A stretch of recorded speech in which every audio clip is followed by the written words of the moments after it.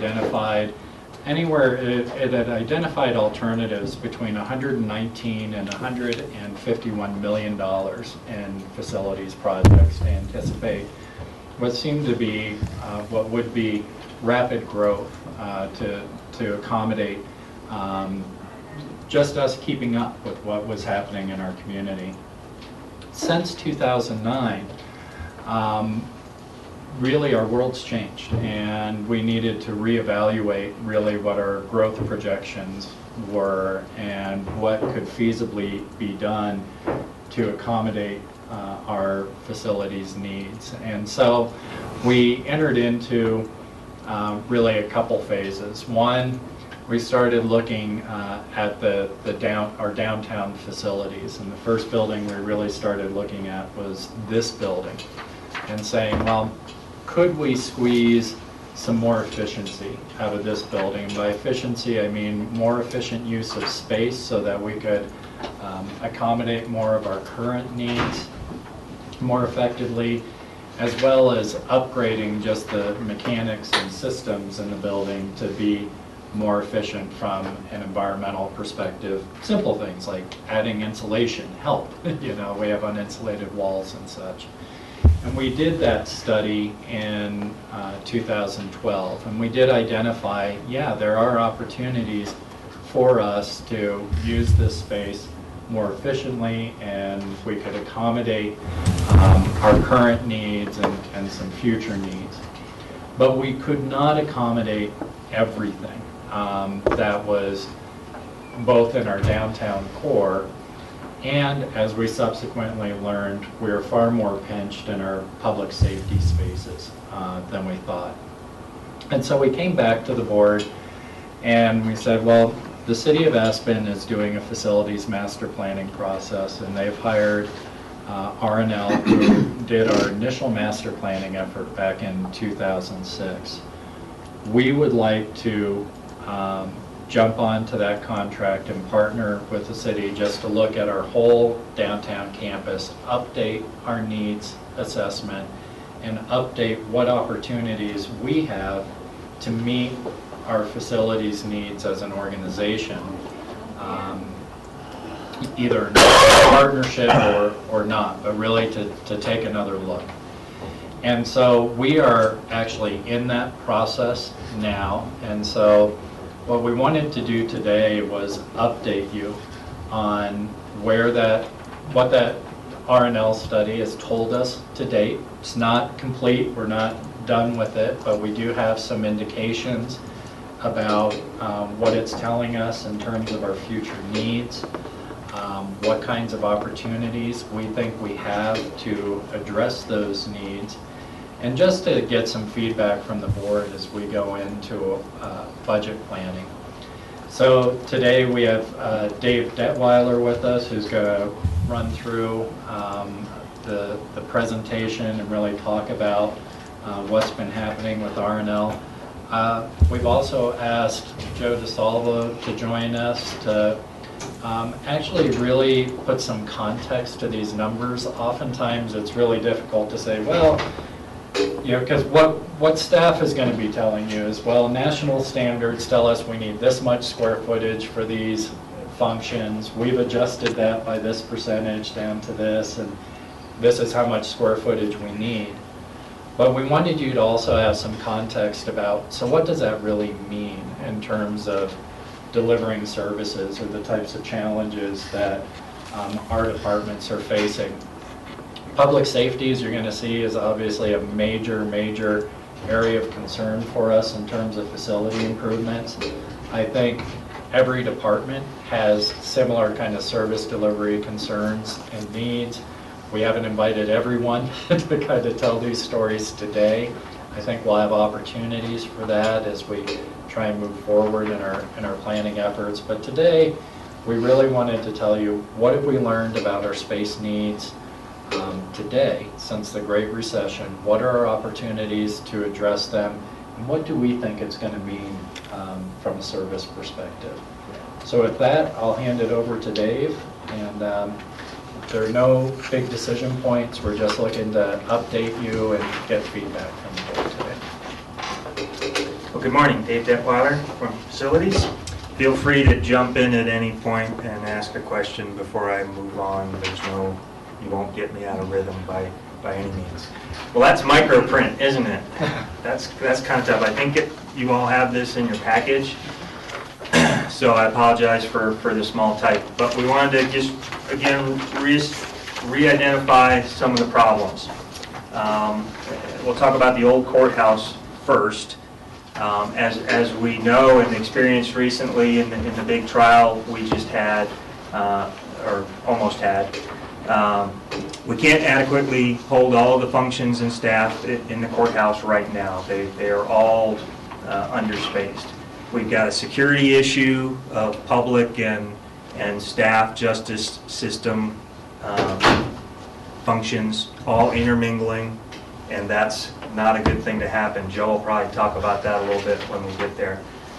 And we've always kind of had the discussion that, well, once the APD moves out in 2018, we'll just flex out into that space and that'll take care of us. But what we've learned in the R&L study and further conversations is that really isn't the case. That space won't be adequate to meet our needs, even in the short term. Once they move out. So we'll talk later about what we could do about that. The other I won't call it a problem, it's really, again, a challenge. The old courthouse has historic designations, both inside and outside, and so that kind of limits what you can and can't do in that building, which is, again, a good thing, but it does create some issues when you're trying to get folks in there. This building, I think you guys are fairly up to speed with some of the issues here, but I'll reiterate them. Really inefficient layout, the way we've got this cut up into suites, and this floor plate isn't ideal in terms of its dimensions to really be efficient. The HVAC systems and boilers and whatnot are all at the end of their useful life and even a little bit past that, and short of doing a bigger project, we would be looking at some substantial dollars to replace those systems just as is. We have very little insulation in this building. It's really inefficient to run, and we all know that operating costs are something that we want to try to control at every point.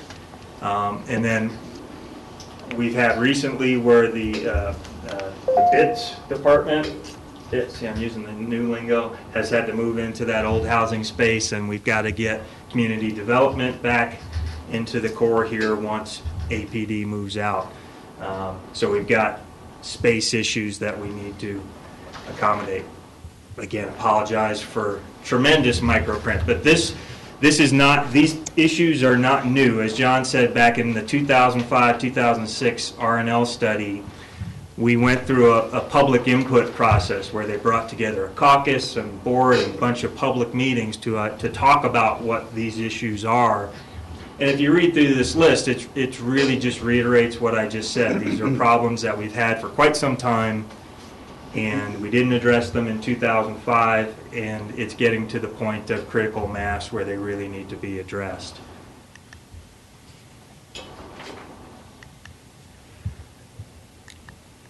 So maybe this is a good point for Joe to talk a little bit about what these issues are in terms of a real picture before we get into what square feet numbers and whatnot.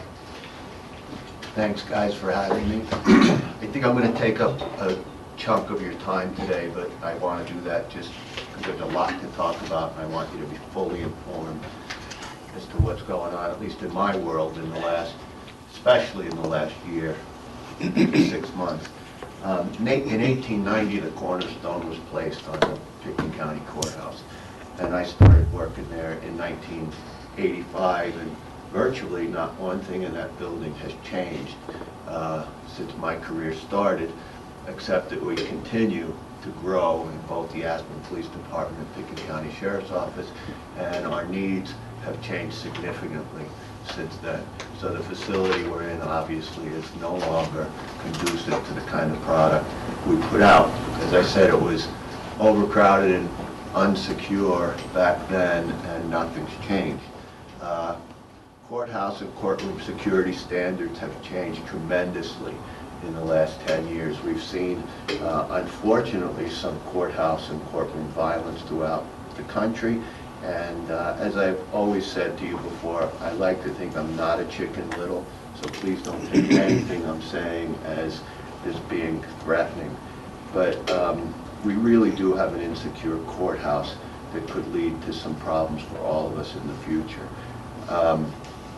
Right now, the way my office operates, and one of the things that irritates me the most about our current space is that, and this is not a new problem, it's been going on for years, that we have to commingle in a single hallway victims of domestic violence that are crying, upset, telling their story to Aspen police officers and Pickens County Sheriff's Office, while they sit next to somebody who might be in our building to get something as routine as a VIN inspection. Next to them may be a probationer who's already been convicted of crime of domestic violence or something else. And sometimes they're even mingled in with inmates who are walking by there in the hallway. This is hardly a conducive situation to give a person who's been victimized of a crime their dignity and respect that they deserve. And that situation has been going on in that hallway for a very long time. We do have, every community has got the exposure to have a high-profile incident happen.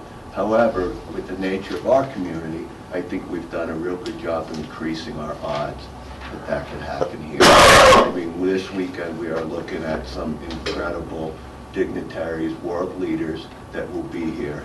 And that creates some issues for us when we have to assist other agencies protecting them.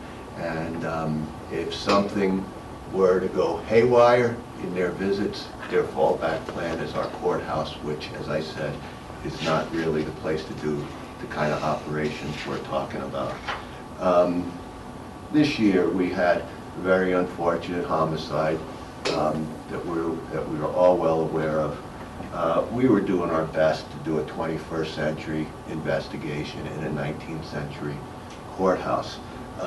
If any of you came up during that week, what you would have seen was Jody and her crew, and John Peacock, I believe, had made a makeshift hallway segregated area that was made up of office chairs and crime scene tape to keep people out of the area. That not only affected us in our investigation, but it was real impact on the assessor and the treasurer's office, because we were limiting access for citizens to come pay their taxes or to be at the treasurer's office. So that was when I saw that, I was frankly a little embarrassed that that's how we needed to segregate people. One of the downsides as well is one of our suspects, who arrestees in this case, and eventually turned out to be the only person in jail, had quite a conversation with somebody who works in the assessor's office, not even knowing this person was a suspect in this crime. Unacceptable on not only an employee level, but at an investigative level. I cannot have suspects talking to county employees about things that they may or may not be fully informed on. So between that combination of seeing what our best face could look at in a first-degree homicide investigation and the commingling of suspects, employees, and citizens, really put my tolerance for this at a pretty low level. And it made me really think that we need to do something about this facility. The fact that we pulled it off, I'm going to say, is a credit to the people that work with me and with the Aspen Police Department, with the District Attorney's Office. We made do. We have a 5-star community, and I'm embarrassed to say a 2-star facility that we're doing our best to do our work in. That's quite important and very serious work, as you guys know. One of the other things that we faced was evidence storage. Evidence now, in the days of DNA, hypercritical defense attorneys. Evidence has to be stored in a completely different way than it ever was when I started. We were perfectly fine putting it in a big locker in the courthouse. Now we're looking at climate control, alarmed, video systems. All that has changed dramatically in the past 20 years. And, you know, I don't know if that was an OJ byproduct, but it might have been. A lot of things that I do in my career changed incredibly after O.J. Simpson, especially when it comes to the preservation and collection of evidence. Moving away from our criminal activity, we're also, as we know, as a community exposed to natural disasters that threaten us all the time, whether it's wildfire, floods, these mountain rescue. These are all things that are under my jurisdiction. And currently, unfortunately, our best facilities to manage these incidents don't belong to us. We would work out of a mountain rescue building. It doesn't belong to Pickens County. An Aspen Fire facility doesn't belong to us. Or even the Airport Operations Center doesn't belong to us. This limits our ability to have a functional EOC, Emergency Operations Center, fully functional incident command post, or even a place to have large press conferences. As I said, when you look at the floods and fire that occurred in Boulder, they were inundated with press. And I think part of my responsibility is to get accurate information out there, and the press is a conduit for that.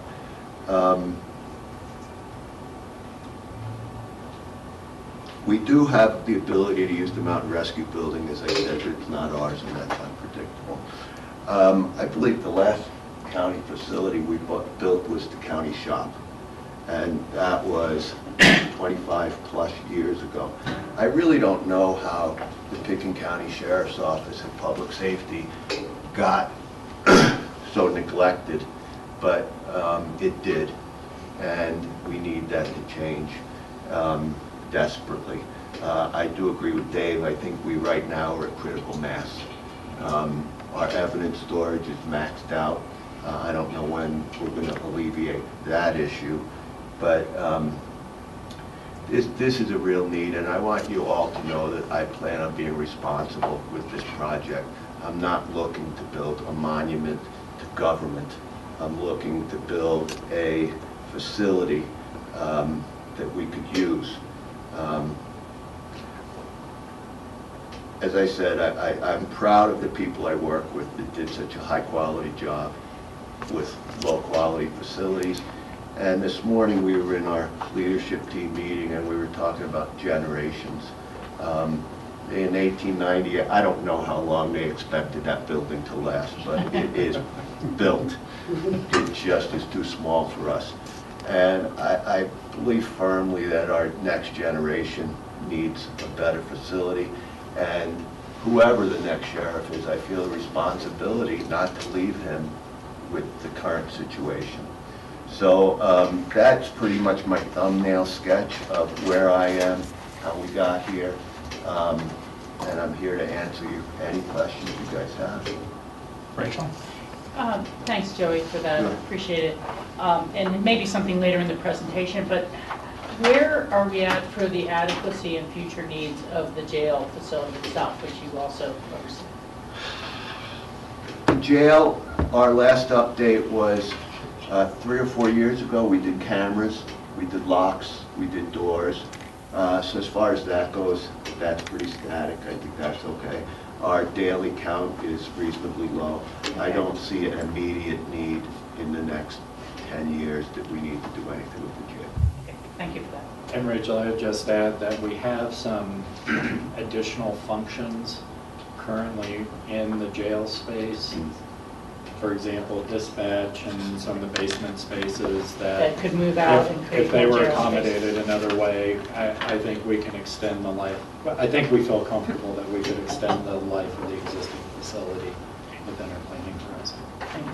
And I would just add that I know that the jail administrator is looking for some administrative space because they're functioning on the back half of the booking area. So I know that he's been kind of trying to figure out how do they keep cramming people into that little bitty area for administrative functions. George? So, Joey, as we know that the Aspen Police Department is looking to move out in a couple of years, talk to us or to me about the pros and cons about a joint justice center. A joint justice center, George, I guess I can only compare it to what we have right now. I do think that our relationship with the Aspen Police Department and the collaboration that we get is invaluable. I like having Aspen police officers there. We can exchange information as simple as, you know, if we're looking for the same person or maybe investigating the same case. So I do think that is an invaluable asset that we could have for both of us. Whether or not that's feasible to have a coexisting facility, I think is going to be up to you guys. And we'll talk about that in a little bit more detail about what we've learned to date on that topic. Steve? Joe, somewhere along the line I got this vision of needing a tunnel to lead from the jail to the courthouse so you could move a prisoner securely into the courtroom without having to have them go outside and then back inside. Is that an accurate thing of what would be the ideal situation? I think that would be a dream if we could. One of the most secure things we could do, I don't know if you've ever seen us walk inmates from the jail to the courthouse. Once again, our most high-profile people, they are exposed when we do that. Ultimately, if I had to paint this any way I would want, I would have a courtroom, sheriff's office, all connected to the jail. Those inmates never have to be outside and expose themselves when we could just ship them in an elevator up to court. Much similar, Garfield County has that situation exactly, and so does Eagle County.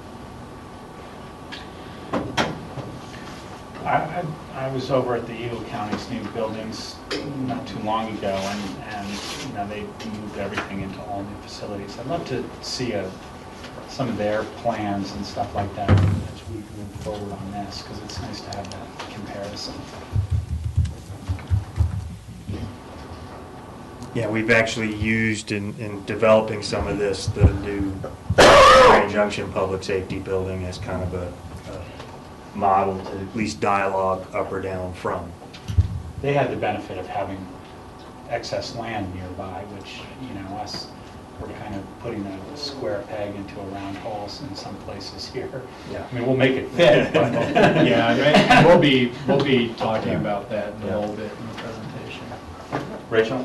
Yeah, you know, just before we move off court and sheriff and this sort of philosophical conversation, you know, I go to the CCI conferences and NACO conferences, and there's always a vendor's hall, and, you know, there's a lot of police and sheriff equipment, things like that, people selling services. One of the services they sell is a video screen so that people can appear by video in court for more of the simple arraignments or hearings or things like that. And, you know, I don't know if that biases the court against the person or not. Here they are, you know, on a screen. It doesn't seem to be the scale of a community like ours. It seems like something that happens in really super large communities. And, you know, I have to go back to, you know, people in our facility are innocent until proven guilty. And, you know, when you end up with the orange jumpsuit pictures from walking through the outdoors, you know, that leaves a lingering sense with folks that they're guilty no matter what, even if they're found innocent. And, you know, I think that at a human level, there's an obligation to try to make these things right and to grow it into the future the way it should be. And, you know, nobody likes to spend money or big, quote, government facilities. It's just too easy to say it's a Taj Mahal or blah, blah. But, you know, when I first moved to town in 1978, there was only one traffic light. I used to brag in the whole county. I think it was on Main Street, the Jerome. And that, you know, I live somewhere where there's one traffic light, and then I watch them start to go up in Basalt, and Aspen Village, and Airport Business Center, and everywhere along the way, and that's because the town has grown. And it's a matter of safety. It's a matter of safety on the roads. And there was an outroar when we put in the traffic light right here on the corner that it was going to mess up traffic so much, and yet we were able to look at it and say, we have 600 people a day crossing that crosswalk. We've got to have a traffic light. And so I see this as very similar to that, even though it's on a much bigger scale. You know, we just, you can't keep pretending that we can adequately serve with the same facilities we had when there was one traffic light in Pitkin County. And Rachel, just, you brought up two great points. Yes, we do have the ability to video conference. Yeah. However, defense attorneys, and I agree, you're right, these people are pre-trial. Yeah. They are not convicted of anything. And defense attorneys and clients want to be in front of a judge. That intimacy human. disappears through a TV set. That's And I what a court respect is about, that. and that's what our They're whole right. system's about. And so if it's okay with the board to move on, what we had next in the presentation is talking about what we learned through the R&L study about kind of our square footage shortages and opportunities, both from, we both use national standards, but then we also, because we're terminally unique here in Pitkin County, we established our own standards, which are lower than that we'll talk to you about. So. And that is a good thing to say, that there was a really strong willingness to understand what national standards would say for a certain position, how many square feet they should have. There was an immediate recognition by every department we met with that we understand that, but that's not us. We're already more efficient in how we want to use our space right from the get-go. So there's a lot of that already built in. So what did our preliminary study tell us? So I'll focus on the old courthouse first, because that seemed to play out fairly straightforward. The existing gross building square feet is a little over 20,000. As we looked at some of the security and programmatic issues that Joe just talked about, we determined or are putting forward that the only groups that can really stay in that building and function together are the courts, the DA, and probation. Adding any other entity to that in the amount of space that they really need to function creates that public security issue that just is problematic in that building. Again, being historic, it's not like we could just pop on a new lobby or do some things. It's kind of limited in terms of what we can do with the space. So our current thinking is we keep those three entities in that building. When the APD moves out, we grow into that space. The state, we've met with them. They have a fairly aggressive growth projection through 2029. That's what all these numbers are based on, through 2029. Their anticipated growth is more extensive, more aggressive than what we've used in all the other pieces. When you say growth, what does that interpret? Is that just population? Population growth, and therefore their factors of if population grows this much, we'll need one more courtroom, we'll need 2 more DAs, we'll need, and so we've gone through all that detail with them. Again, if population doesn't grow, then they don't need the growth in staff, in courtrooms, and all that. So we've tried to come up with a plan that, based on our best projections, can meet that need. And I point out that the courthouse functions are based on a much more aggressive growth, because when we talk about the details of their plan, we don't think really their ultimate need kicks in for quite some time, versus some of the needs that we'll talk about are here today, and they're needs that we're living in right now. If we want to add one more person in this building, it'd be really hard to do. So it's 2 aspects. It's getting up to standards of current existing facilities. And the second aspect is projecting the future and the growth that's going to happen. Correct. And let me ask you about this 16.7 number. So the way I read this, and correct me if I'm wrong, this is if we take the courthouse and we take out everything that's not part of courts, DA, probation. Correct. Correct. We take out the treasurers, we take out the Aspen Police Yep. Department, we take out all the stuff that's not part of that. Yep. We still need, in addition, 16,700 square feet? No, that's the net that we need in a building that can house 20. So we're Okay. So So we're good we're good. in the courthouse Yep. with obviously redesign Correct. to house those departments, but we're now displacing other departments. We don't have to worry all that much about the Aspen Police Department, although we've got a partnership with them to some extent, so we want to work with them. But we do have to worry about where we're going to put the treasurer's office, the assessor's office. What other departments am I missing? Sheriff's office. Sheriff. The sheriff's office is not included in that Correct. 16,700. Correct. Okay. Yeah, and some of the, well, we did, you know, you don't want to get too far down into the weeds, but you'll see I use the word gross square feet. And there's net, and there's gross, and there's rentable, and there's all different ways to calculate square feet, and they can get really confusing. The way one relates to another is a lot based on the efficiency of a building.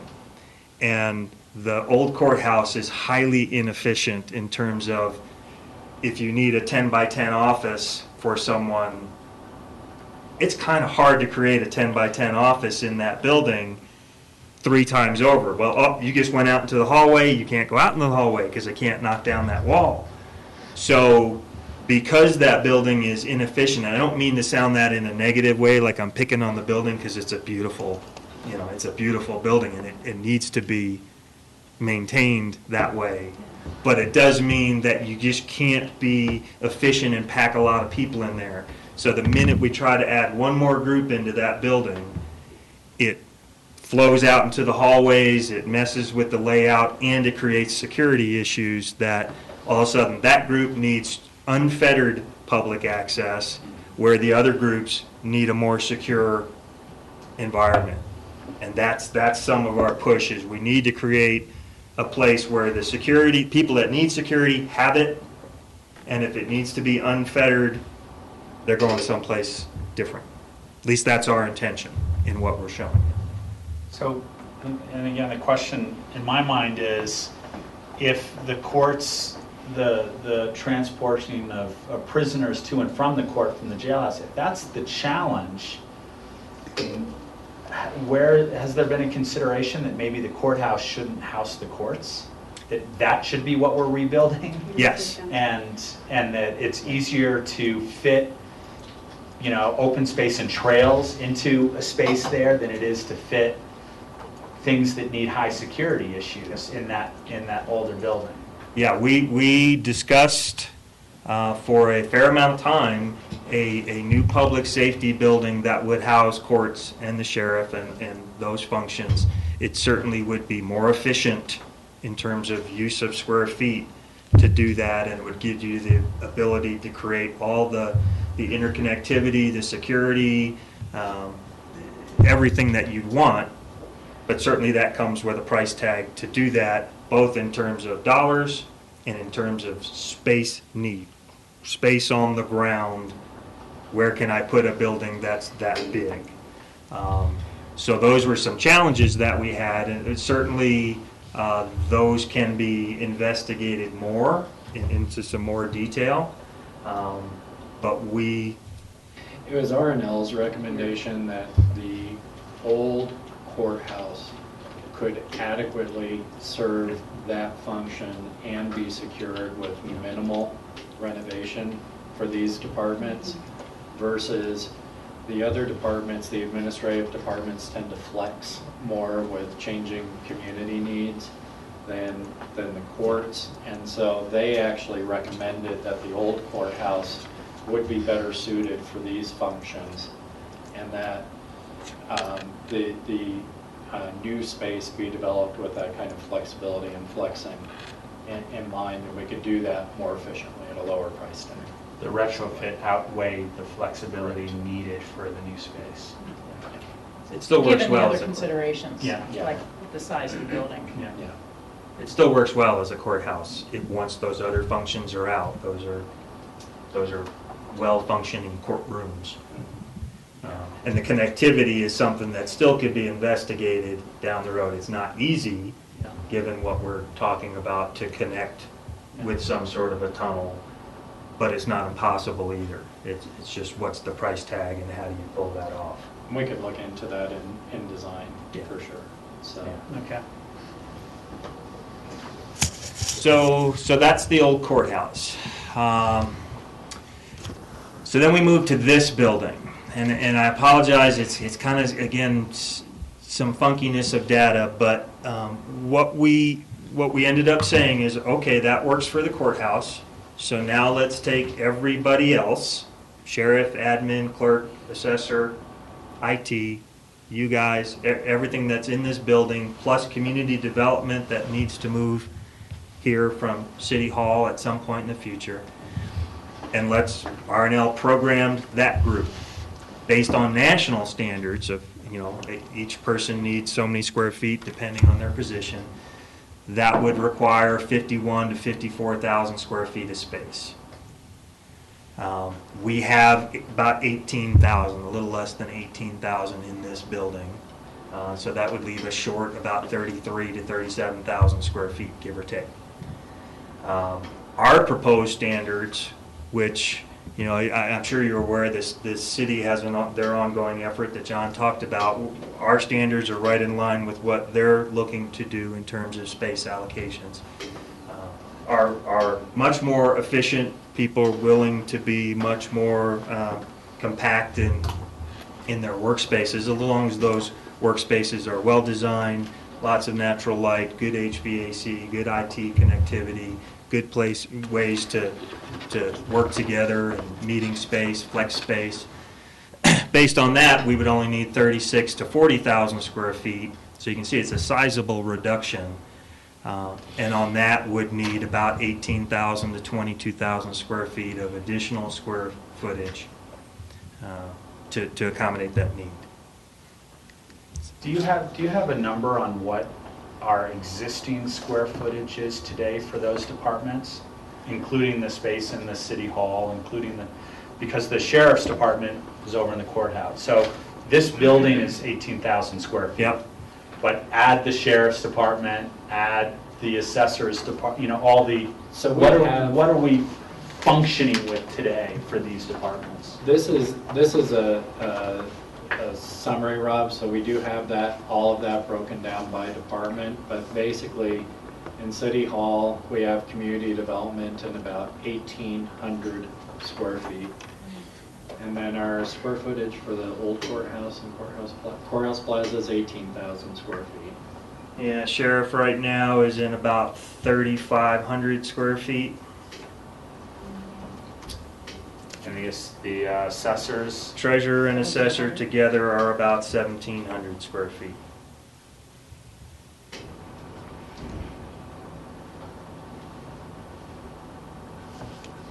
so that's about 7,000 roughly square feet outside of this, and we're proposing to move that 7,000 here.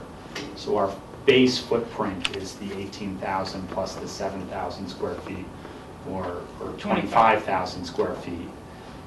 So we're going from 25 to 37 to 40 is the recommendation. So, I mean, that's a growth of 40%, 50%, 40%. But we're also adding the new IT department, the BITS, Okay. and who went from one person to, We'll be at 8. it'll be at 8 Potentially, people. yeah. But they're in here now. Yeah. And I don't think it's really apples to apples, Rob, Yeah. because when you look at the space, if you take an example, community development, those guys are working out closets. Oh, no, So- I absolutely, I So get that. just to make that, I get the aspect that we have to do two things here. One, we have to get closer to standard. you know, because we're not at standard right now in the way our workforce is working. I get that. And two, we have to anticipate the growth. So there's a piece of that, you know, of going from, you know, add, you know, IT or the increase that we need there, you know, say we're starting at 30,000, you know, there's one piece of that that's a growth in getting to standard, which we can calculate in terms of the standards that aren't being met. And then the other piece of that is really looking at what our anticipated growth is and what our needs are going to be for the future. I think the public needs to be well aware, too, that we're not building this for a 5-year lease, a 10-year lease, a 15-year lease. We're building this for 50 years down the road. You know, we're building this for 75 years down the road. So, I mean, that's a lot of what we're trying to anticipate now. So we have to balance what our budgetary restraints are for moving forward with that to what our long-term future plans are. So I absolutely get the fact that we're not at standard right now for various things, and that's going to be part of the growth. But the way I would look at it is separating those two issues and then making a policy decision of what's reasonable at this time for that 50-year future. And so in a future discussion, we can break that down more specifically, but just, I think a way of getting at what you're talking about, basically for the planning horizon for the departments that we're listing here, we're projecting less than 1% growth a year in terms of staff. So the growth rate, the new growth that's driving you know, square footage need is pretty minimal.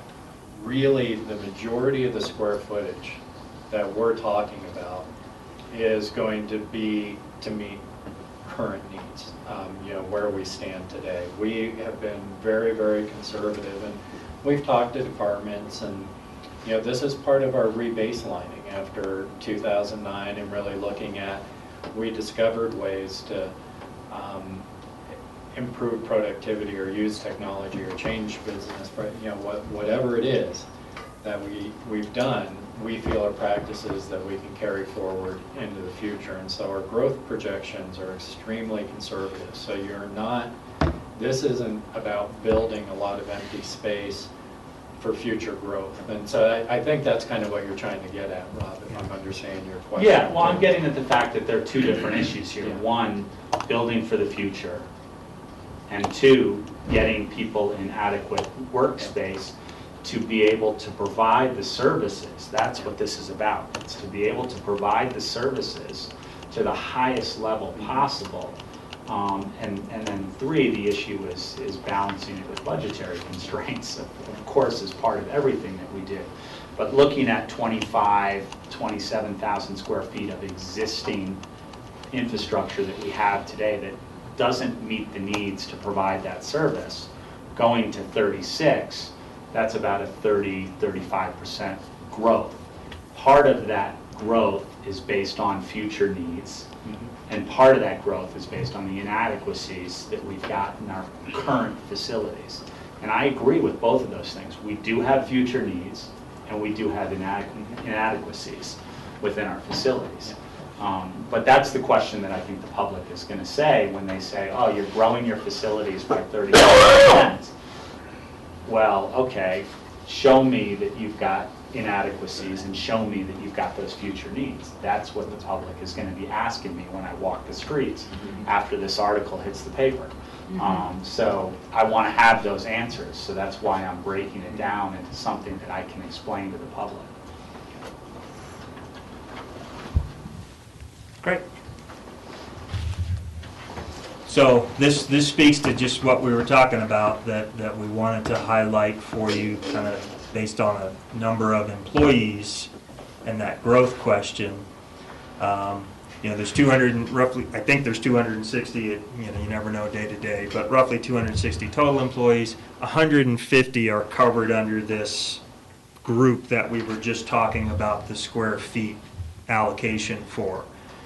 So today that number is 149, and as you can see, as we grow based on the budget that's coming to you here shortly, I think the request is there for 5 more, and you can see the growth is not much, going all the way out to 2029, projecting 167 employees.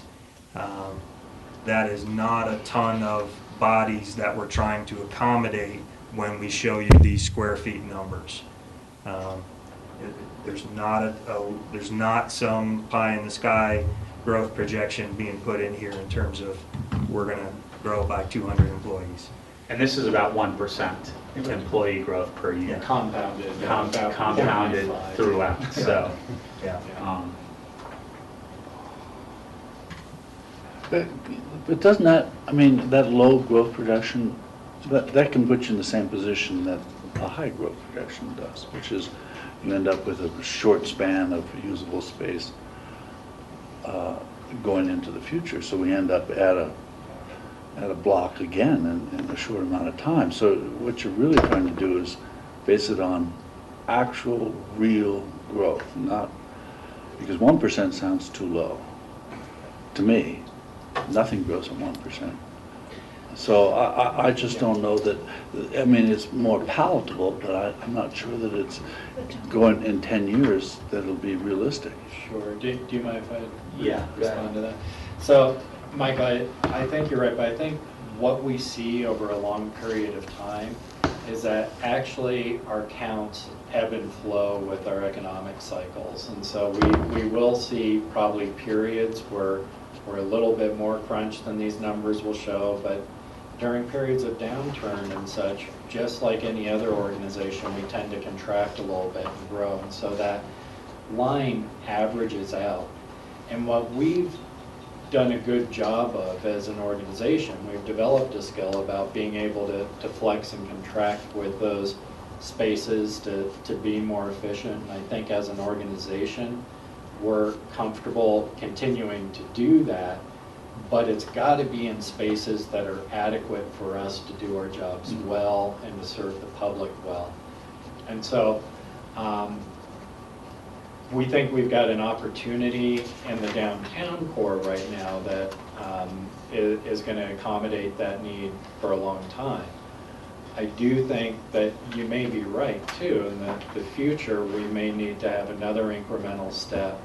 And you'll be seeing that this isn't part of today's discussion, but it is part of what the budget review team right now is considering, is doing more master planning at our public works site, so that if in the future we do find that we need to overflow, maybe we have an opportunity, if we have to develop additional space for some of our back office services, that we can appropriately plan for that overflow there. So this isn't our only shot.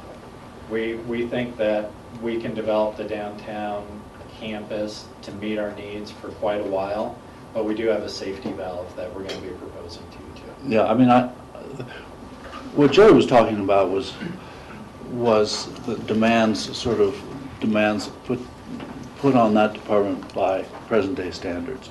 And so standards change apart from growth rates.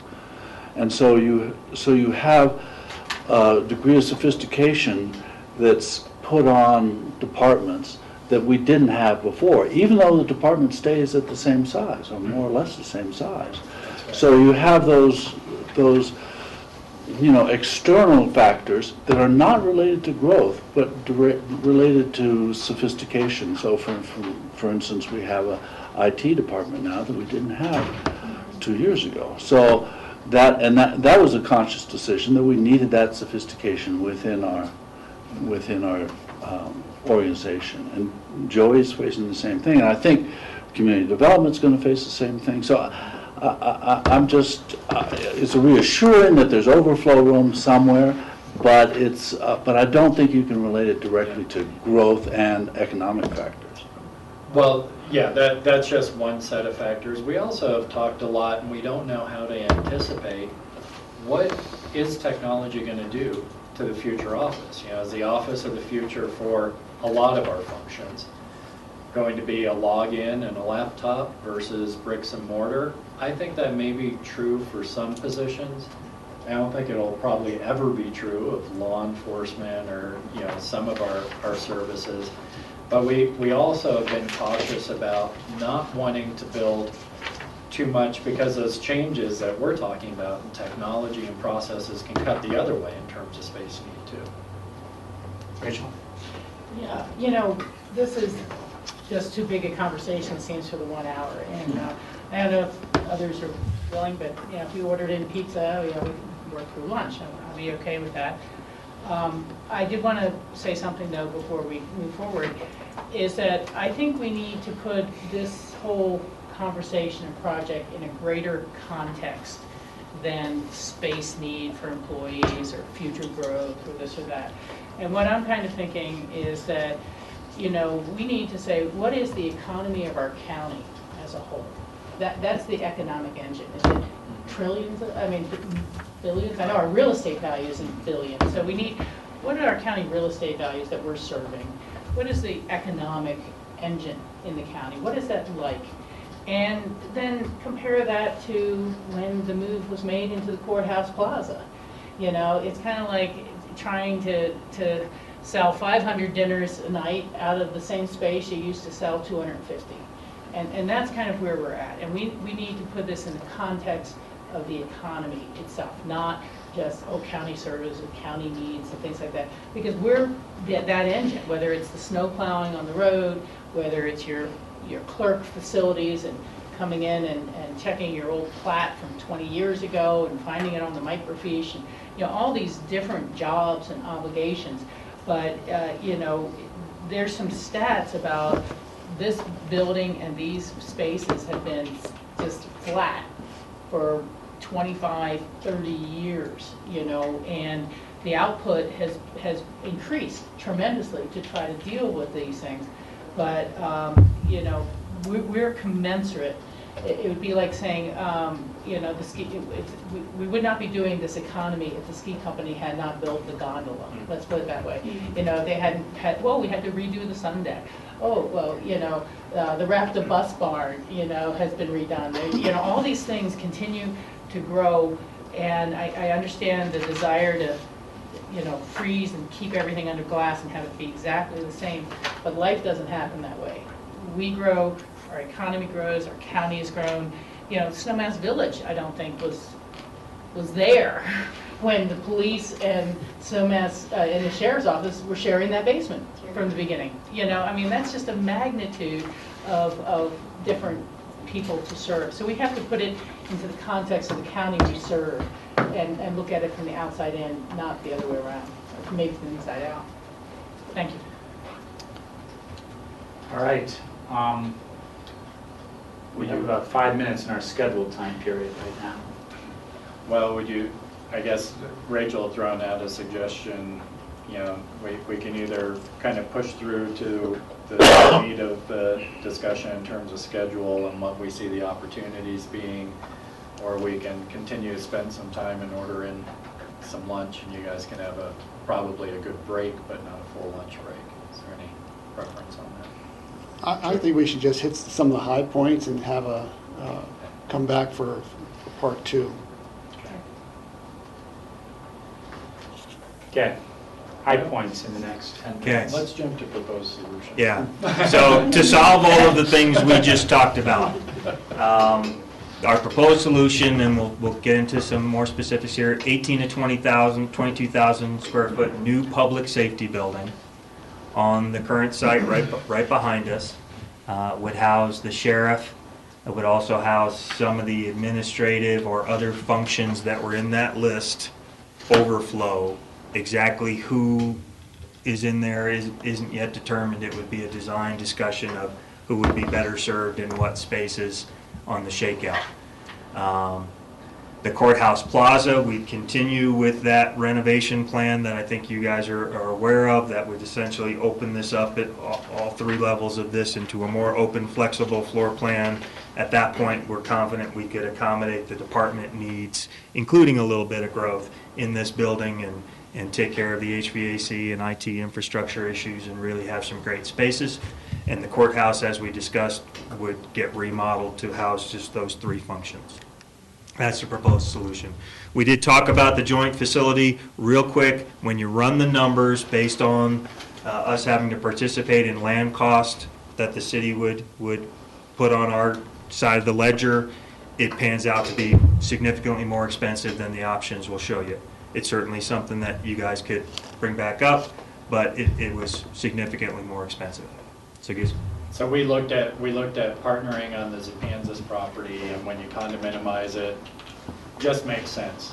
It's cheaper for us to build on land we already own than to buy land and build on it. yeah, there's Even with some of the opportunities for shared space. There was some opportunities for shared space, not that many between the police and sheriff's departments. And the numbers turned out to be significantly more for us. So we put together many more options than this, but these were the four that kind of percolated to the top of implementing the program we just talked about. First one would be to build a public safety building first, followed by a remodel of the courthouse plaza, and then followed by remodel of the courthouse. The advantage to that would be that when we build this new building, occupants of this courthouse plaza building could temporarily relocate into that while we did remodel here. It stretches out the timeline a little bit, as you see, but that's the advantage to that. We looked at doing this courthouse option 2, doing the remodel first, because we're essentially, a month or two away from being able to do that. That pushes the construction cost out further for the new public safety building, which has some inflation issues with it. So this ended up costing a fair amount more.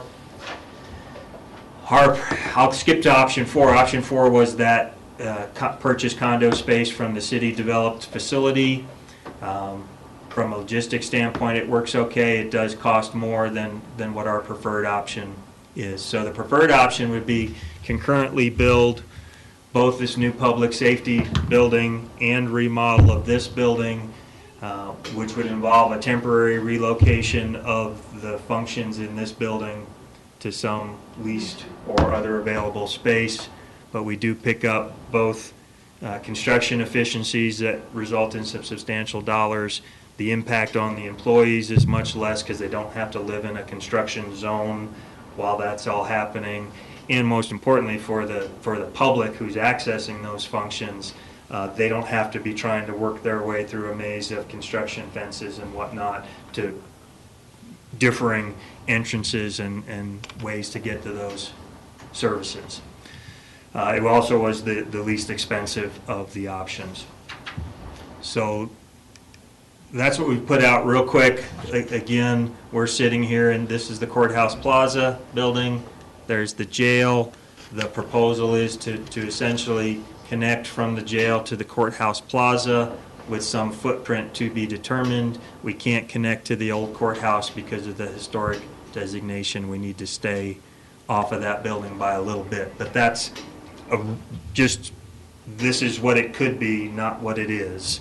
And the next one, again, this always wreaks havoc when you do something like this, but the idea was, guys, give me some sense for what are we talking about. This is looking down through the Veterans Park, just to give you some sense of I just cut and paste a different building that I had done in the past and stuck it in the back to get some sense for how might it feel in that plaza. This is just massing. Yeah, This isn't a suggested design, what it would look like, anything like that. It'd probably be different, but to get a sense of massing, what does that look like or feel like, or how does it frame in our Veterans Memorial Park? And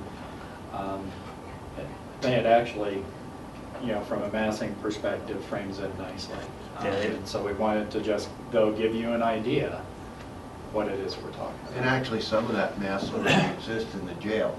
Yeah, so you can see the jail back behind. It's actually a see-through building, so there's the jail behind. It's my magic transparent building.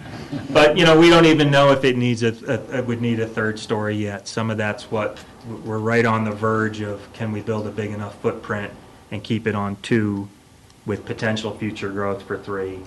We haven't gotten to that level of detail yet. We're still at, you know, the 30,000 foot level, just trying to look at these things. So the challenge is to making that happen. Obviously, funding, sequencing does have an impact both on the funding and on employees and the public.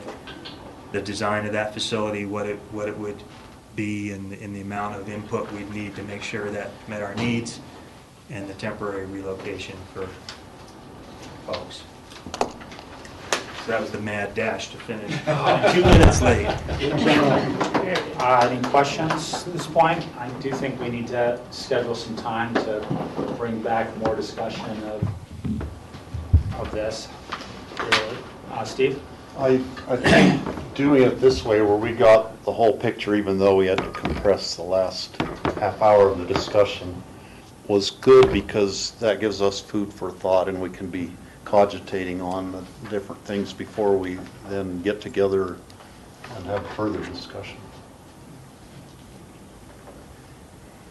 And just for the, just to close out, staff right now through the budget review team and the leadership team is trying to put together a budget that accommodates this staff preferred option, this kind of budgetary number, in our 2015 budget and 5-year plan, 10-year plan, so you can see what does it take to do this within our existing revenue streams, and what kind of choices are we making. So it's our intent to try and bring forward an option to you as a board under right now that preferred option. There's a lot that can happen between now and then. We'll have more discussions within our current revenue streams, and so we're working hard on that right now to see what that looks like, and we can continue to bring back this discussion. I guess the question is, would the board like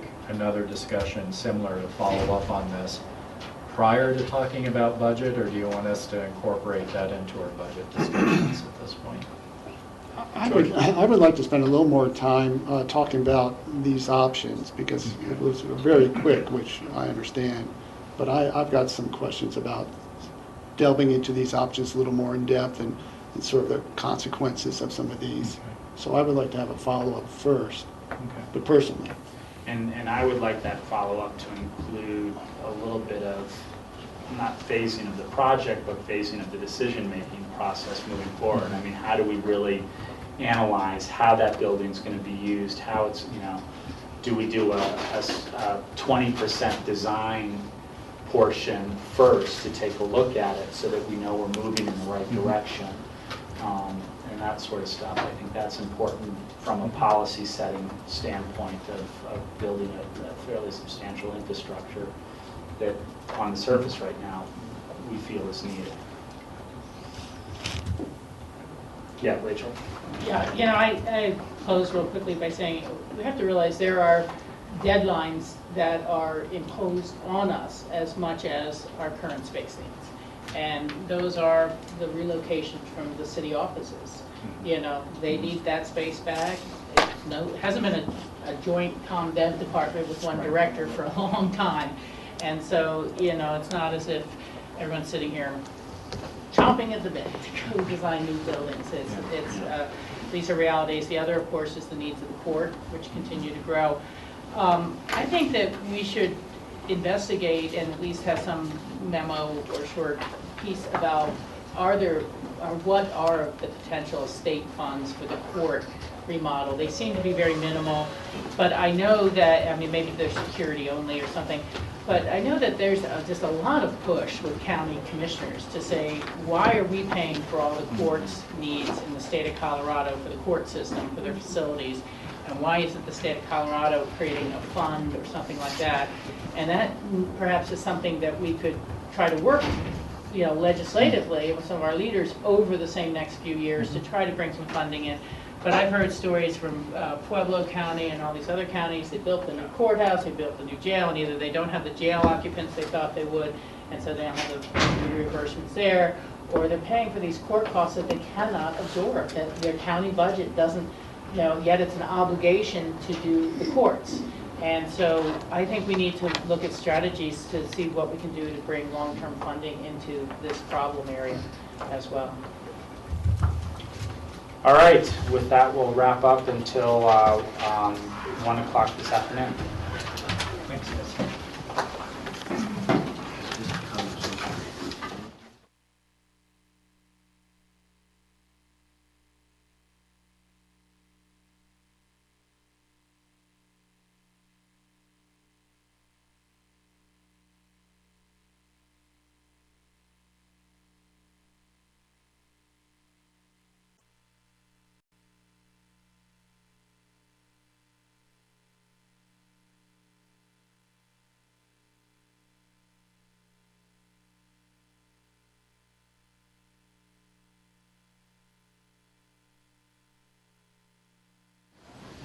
Welcome back. This is our work session, Pickens County Board of County Commissioners. In our afternoon agenda, we're starting off with a caucus discussion. Cindy Hubin is here to lead us on this one. Hi, thank you. I'm Cindy Hubin with the Community Development Department, and the board had asked for a little update on the caucus structure in Pickens County. As you know, recently we've had a couple folks who are potentially interested in creating caucuses. So this is a refresher, if you will. There's no action required by the board today. This packet is informational, and it allows the board, as I said, to refresh your familiarity with the legislation and the function of caucuses in the Pickens County structure. But in summary, attached to your memo is the Article 5 of the Home Rule Charter, which basically says that any citizens group can form a caucus. And it's derived from geographic, social, and cultural elements that are similar in nature. And that type of grouping can be recognized by the Board of County Commissioners, or I should say may be recognized by the Board of County Commissioners through a resolution, recognizing that, in fact, that group has taken on the qualities that Article 5 talks about. And I would say the main thing in that article is that the Board of County Commissioners, at the time the structure was created, wanted to ensure that the voters within a caucus group were qualified electors who reside in that caucus area, as well as non-resident property owners. So this is a unique situation, actually, when you step back and think about it, because oftentimes we hear that second homeowners or non-residents don't really have the ability to participate as much in local government. Well, this is one opportunity where that non-residents, but people who own property in the area, have a chance to work with their caucus groups in their neighborhoods. But it's also clear in the article that, in fact, these caucus groups have no more or less status than an individual citizen, and they're recommendatory to the Board of County Commissioners, and that, in fact, the Board of County Commissioners can hear what caucuses have to say as a group through their recommendations. And by practice through the years, the way the board has interacted with the caucus groups has been, probably you're going to give me information that I'm not aware of, but they, at the normal caucus meetings, oftentimes the board or staff are invited to give updates about county business at the caucus meetings.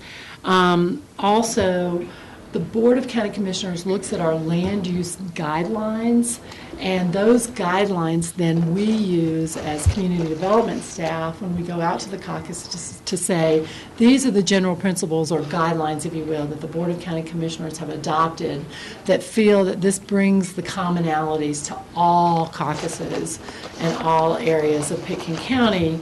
So when those groups are also developing neighborhood master plans, those guidelines can be used. And the way Ellen and I have posed that guideline to the caucus groups recently is that, in fact, if you stray too far from these overarching principles and guidelines that I believe you looked at in, I want to say, February, and updated.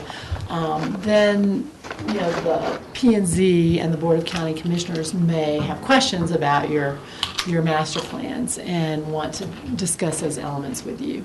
So that with the master plans, the land use guidelines, and generally being a body that we use as a county to disseminate information and to get public input on various projects. That's pretty much how caucuses are used. There's not a lot of structure behind it. If John Ely were here today, he would remind me to tell you that you may take recommendations from caucuses, but you're not obligated to. They are recommending bodies. So with that in mind, if you have any questions for me, I think I pretty much covered the fact that they're the main way we get citizen input in the county, and it's been very successful. And the caucuses that I work with are always very appreciative of that structure in the county because they know that they are heard by the Board of County Commissioners. While they may not always be agreed with, they're heard by the commissioners. Rachel. Yeah, thank you for the overview, Cindy. As you know, this really came to us from residents at the Upper Maroon Creek Road area to ask about forming their own caucus, because while it's still shown on the map, the Maroon Castle caucus has been inactive for as long as I've been on this board. I mean, there's been attempts to rally a few members, and there's been times when individual citizens from those areas react to a proposal, but not as a formal caucus process or caucus vote. So why don't you go into a little bit of what is the process for formation of a caucus? And I mean, we had a letter from Marcella Larson that seemed to have implied that once they have gotten the signatures from a certain geographic area and members, then they are a caucus, and we just need to start recognizing them. Right. Well, there's no obligation for you to recognize them as a caucus. Citizen groups can form and call themselves a caucus, but to be recognized by the board, that takes a formal resolution of approval, which then, as I mentioned, within that resolution of approval, you would probably can make the considerations that are within Article 5, which basically say that the bylaws should recognize the voting membership as residents, qualified electors within the caucus area, as well as non-resident property owners. And then but that's pretty much, other than recognizing the fact that it's an area of similar geographic, it says cultural and... I've got the language here if you Yeah. want me to read it. So recognized caucus area, and this is section 4.5. Recognized caucus areas are to the greatest extent possible shall reflect geographically contiguous areas with social, economic, cultural, and environmental communities of interest. There shall be only one recognized caucus in each geographic area. Each caucus shall provide proposed definite boundaries for their caucus area to the board. And so while there can be, there's no limit on organizing, calling a meeting and organizing for the purposes of making recommendations to the board in terms of being recognized by the board, which comes with some kind of staff support and a minimal amount of financial support. It really has to meet these requirements. It can't be duplicative, and you all need to consider whether a proposed caucus area meets all of the criteria in terms of being geographically contiguous and having a economic, cultural, and environmental communities of interest. And also paying attention, you can only recognize one caucus for a geographic area. So, kind of cutting to the chase, where does that leave us with a recognized caucus area that is entirely inactive and a subgroup of that who would like to become their own caucus without having to try to notify and reinvigorate hundreds of neighbors up Castle Creek? And Meadowwood and these other areas that had previously participated in that caucus. In speaking with John Ely about just that issue, I think the board would have to go back to the resolution recognizing the Marine and Castle Creek caucus and reauthorize that in a new way, recognizing them as separate caucuses or recognizing the Maroon Creek caucus now as a new caucus and the other without representation being defunct. Through the eyes of the county. Now, the individuals within Castle Creek may say, well, we still want to be a caucus. That may invigorate them, and they may reinitiate a caucus status. So it leaves the question as to what dissolves a caucus, because that's not in our guidelines at all, or not that I can see. Right. It's I mean, is not. inactivity, does that nullify the resolution that was made? It's totally up to you. Right, I don't know. But I think it's absent the same taking action, where does it stand? Is there a Maroon Castle?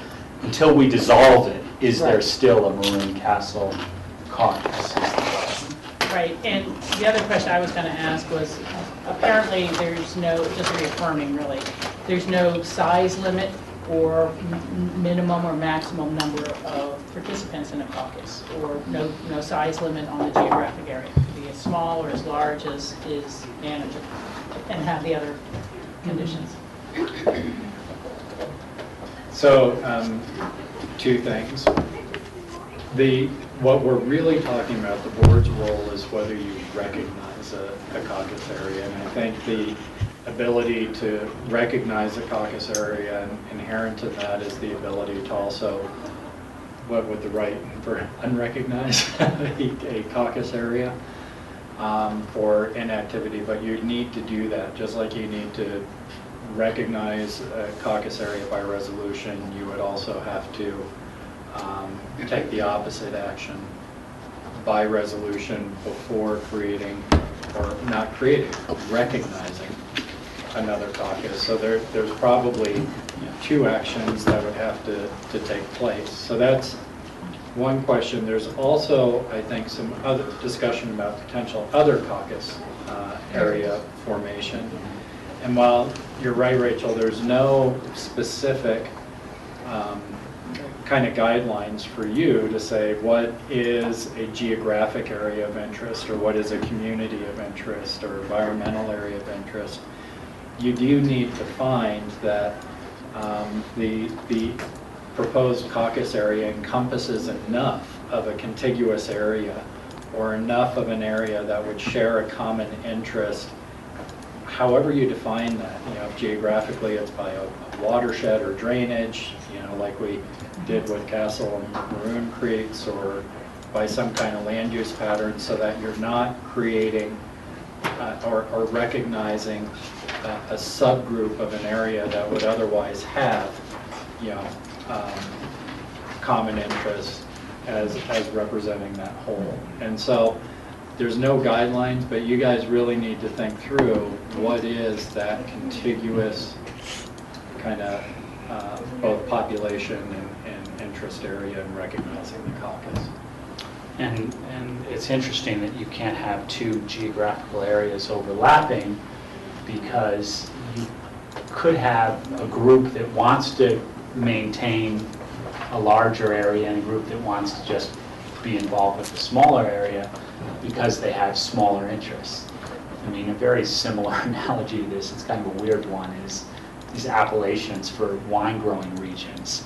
You've got larger areas, Napa, and then within Napa you've got Stag's Leap, but the point is that they're legally defined through an organization to share a common geographical area, just like it's stated in ours. Obviously it's not economic or social or those sorts of things, but they do overlap is the point. So, and I'm not so sure that makes sense for, why should the people way up on one end of Maroon Road be dictating what's happening down around the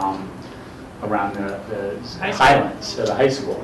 So, and maybe there is room for overlapping there. The other statement that I would make too is, much like maybe there should be something worked in, much like a corporation, where if you don't file your state, your annual documents, you dissolve.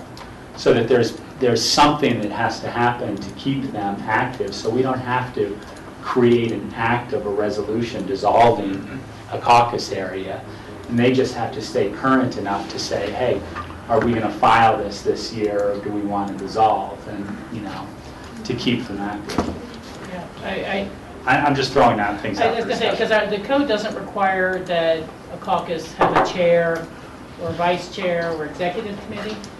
Well, it's interesting because it talks about each recognized caucus must designate a set date, time, and place for its annual meeting when officers are elected, but we don't say what officers. Right, because I was going to say, can we name the officers of the Castle Maroon caucus? Today, no. And they had a set meeting date once a year. I mean, it seems that somehow people are dissolving themselves by not fulfilling these requirements. So within the charter, each caucus adopts its own operating procedures and its own bylaws. So I think what we'd expect with an organization that there would be, Some structure.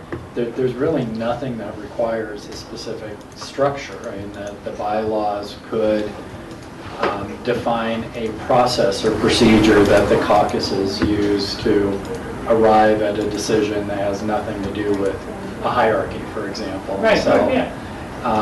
there's really nothing in it that requires any formal organization on our part other than a meeting occurring and the request coming to you and the board having a finding of this geographic. Yeah, but again, I would just read that if it says meet once a year, elect officers, there's got to be some form of structure. Now, they can determine themselves if you want 20 vice chairs or one, but, when it comes to communicating the will of the caucus after some sort of vote or discussion has taken place, there's got to be a point of contact. You can't have 5 different people saying, I think the caucus said this, and I think the caucus said that, and I think the caucus said this, and we're all vice chairs. I mean, you just can't operate like that. And most of the caucuses don't. I mean, most of the caucuses are highly effective, highly organized, and have a lot of participation. Woody Creek being one of the best examples. Helen, would you like to weigh in? Just a quick addition.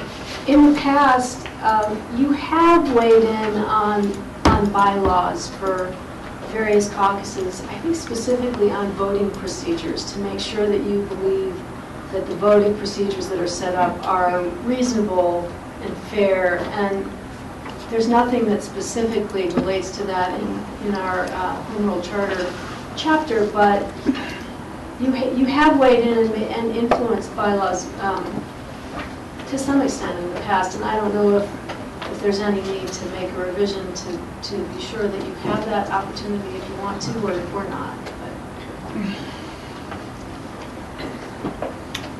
I think, in my mind, the weight of the structure goes in line with the,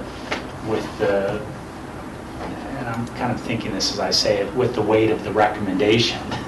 I mean, it's a recommending body. It really, we want to listen to the citizens, and this is a way of gathering information.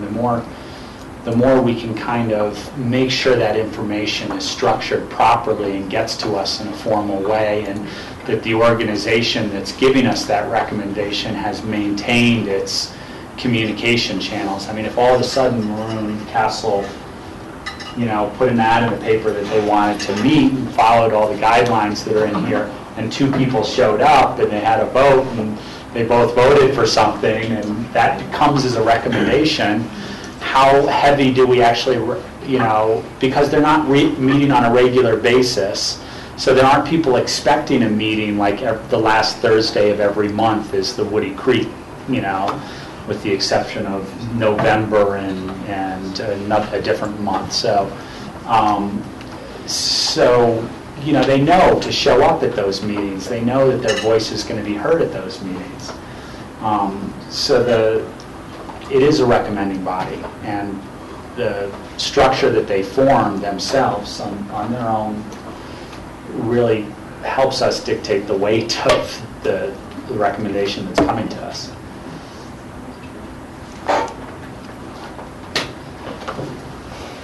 Yeah, Steve? On a related issue, there's, the different caucuses have different voting mechanisms.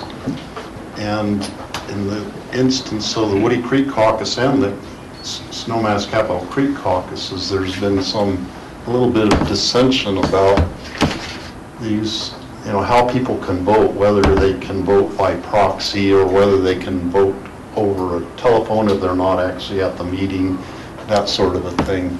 And looking through here, there's really no guideline from the county rules that dictate that. So would that just be the caucus bylaws then that would dictate how their specific thing functions? Right, and I think that Ellen hit it, because in the past, I believe what you've done when you have recognized a caucus with your resolutions, you also are reviewing their bylaws to ensure that it talks about, you know, just those two elements, that non-resident property owners get to vote and that the other voters are qualified electorates within that caucus area. So it's a, you know, very minimal standard. And this is something that came up the other day, but qualified electors in the state of Colorado, they really don't have to be county residents. The Frying Pan Caucus encounters a lot of Eagle County, and George was saying the Emma Caucus has a lot of Eagle County as well. So, you know, it makes sense in terms of it being still one community of interest and geographic area, but, you know, it is a point where you have non-Pickens County property owners, let's put it that way. Whether they're voters or not in Colorado is separate, but it doesn't really even limit it to Pickens County voters. And I was curious on that, given our conversation with Eagle County, that George brought up the discussion about the Emma caucus, because there's a map in our packet, but it doesn't really show any Eagle County area being part of that Emma caucus. And is that not correct? Is Eagle County property part of the Emma caucus? Yeah, it's in the map. It may be hard to see on that map, but Just right across the highway there. no, I mean, I'm seeing a map that has a straight line across it, like the Pickens County line here. no, it's included. And so that's true. I mean, you know, see, the Emma Road, part along the Emma Road is actually Pickens County for land, and then the homes are actually in Eagle County. That's what I was And just so going to you say. move around the Emma Road, but Some of the properties are split, and so you'll have a portion of a property within Pickens County, which is where our caucus line is drawn, but the language in the charter says qualified elector property owner, and so technically, even if the house, so they're voting, if their address is in Eagle County, they vote in Eagle County, but if their property crosses over into Pickens County, I think it allows them to participate in the caucus. I think that's the situation, George. well, not exactly. I mean, that's how it lays out geographically, but it's a neighborhood. But let me ask the question directly. Is there a piece of property that is solely in Eagle County that has voting rights in the Emma caucus? I was thinking about the highway split there over by the old Emma buildings. And I'm looking at the 2008 master plan of the Emma area, and I'm trying to get to the map, but it's a little slow to load. I mean, not that it matters, I'm not complaining about it. I was just kind of putting that out there as a point of interest. I mean, I guess I'm still kind of coming back to what is the purpose of our meeting today? You know, from Marcella, I mean, other than reviewing the caucus process, you know, Marcella and those groups are asked to come to caucus, and what do we do? Right. Actually, the board just asked that we have a little primer, if you will, on and refresher on what our Article 5 states and kind of how the caucuses have been functioning and how we as staff and you as the board interact with the caucus, but there's really no other reason for the meeting other than to say that from time to time you come up against county-wide issues that you as a board have total authority and discretion to decide the outcome of those issues. And I just know in land use where we have, you know, growth management or square footage or things like that, you get to decide whether or not individual recommendations are better or if there's a better whole for the county. And so, Rachel, I don't think this particular discussion was motivated by the request to create the caucuses. I think the discussions that were happening, the request actually came out of when we were doing the recreational medical marijuana discussions and what the roles of the And it came out caucuses celestial. are. And yeah, and so we've had a number of policy issues where we've either asked caucuses to weigh in, or in some cases really giving caucuses an opportunity to substantively weigh in on policy decisions. And I think the board started questioning, well, what is, you know, let's step back for a second here and really understand, particularly I think with some of our new board members, what is the role of the caucus or the caucus system according to the charter? What is our responsibilities vis-a-vis the caucuses?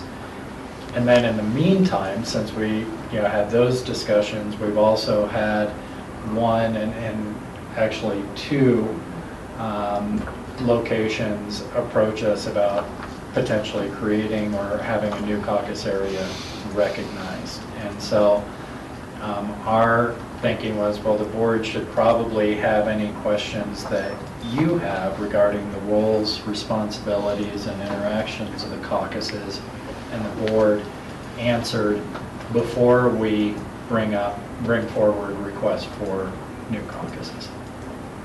So that was really just responding to some of the questions and the board stepping back and saying, hey, we really need to understand.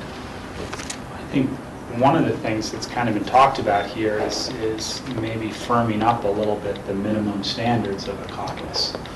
And saying that, you know, if we are going to take your recommendations with a grain of salt, you know, this is the minimum standard that we'd like you to uphold. And those standards can be fairly low, because I know some of these caucus areas only meet once or twice a year, you know, but having a little bit of structure, people in the caucus area should know where to go to on the county website to find the information that's going on, so they know to show up for a vote.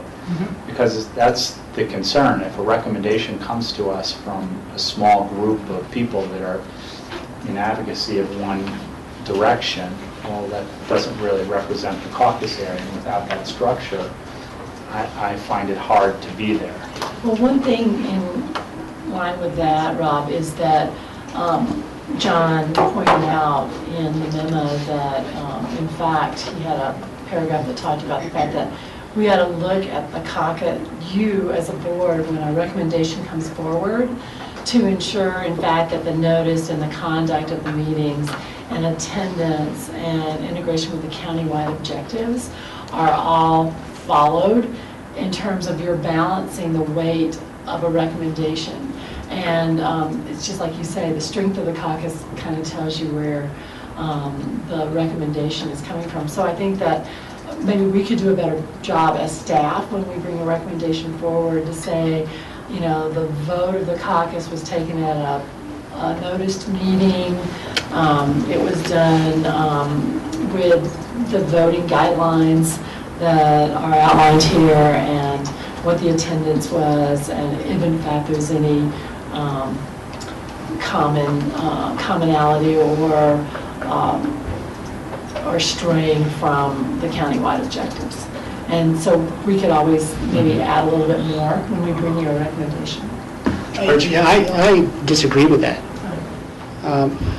You know, the caucuses are set up as a democratic process where many caucuses rely on representation, and to have to regulate based on number of people who are actually attending number of people who are voting versus those who actually have elected officers to provide that input, and each caucus communicates to the members, but I don't see a need to change anything or to overregulate caucuses. I mean, as you said earlier, Cindy, it's a great opportunity for you to communicate to these neighborhoods. It's a great opportunity to get feedback, and when the recommendations come in, we as a board can just look at those recommendations just as we do with any neighbor responses. But that's a road I don't want to go down in terms of trying to regulate how caucuses have to operate. No, I think you misunderstood what I was trying to say, George, because what I think Ely was pointing out is that the board, through Article 5, does require at least once a year meetings. Right. That in fact appropriate notice and that the bylaws are done and that they have recognition of the voting. But that's really it. I just meant to say that when we are reporting back to you on a recommendation, we can say that the caucus is in compliance with those things or not. Yeah. Because there have been defunct caucuses where maybe one person comes up and says, I'm the caucus representative, and you go, well, really? I don't know. So. And I think, I see a little bit where George is going, but what I would argue for is what you just said in terms of getting information about how that recommendation is reaching us. Because the reality is that recommendation is a recommendation to the Board of County Commissioners. And it's a recommendation to the 5 members of the Board of County Commissioners as individual voters on this board. So yes, absolutely, if 2 people show up on a meeting, I want to know that it was only 2 people that showed up on that meeting when that vote was taken. That's important to me as someone who makes a decision. Unless there are people who are authorized by the caucus to do that review. Like the frying pan, as an example, they don't have a lot of people there year-round. And so when land use reviews come to them, they've set up a structure where we know who's going to be reviewing those land use reviews, and that has been sanctioned by the caucus. So it's something that's very legitimate, but has it been vetted by every member of the caucus? No. So. Yeah. I mean, I don't want to get into over-regulating either, just really clear on that. But when you're speaking with the voice of the caucus, it has to be a legitimate voice. I mean, no matter how they're structured and have chosen to structure themselves, then that has to be what's followed, and that has to be what we understand. I think we all probably know people who said, I've stopped participating in my caucus. I felt, it wasn't representing me anymore. I don't believe in the direction it's going, and I've just stopped going. And, you can look at the numbers. You'll have caucuses that have 300-400 residences, and they have 23 active people, and they're non-elected, and some people work 2 jobs. Some people do or don't have that opportunity to participate, or have chosen that it just have been turned off by past members. I mean, I've gotten phone calls, don't pay any attention to this. There was a caucus takeover.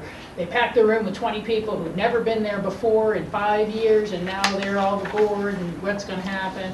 Or, all our representation was given away to the 5 elected officers. They're making their own shots and calls without checking back in with us or telling us what's going on.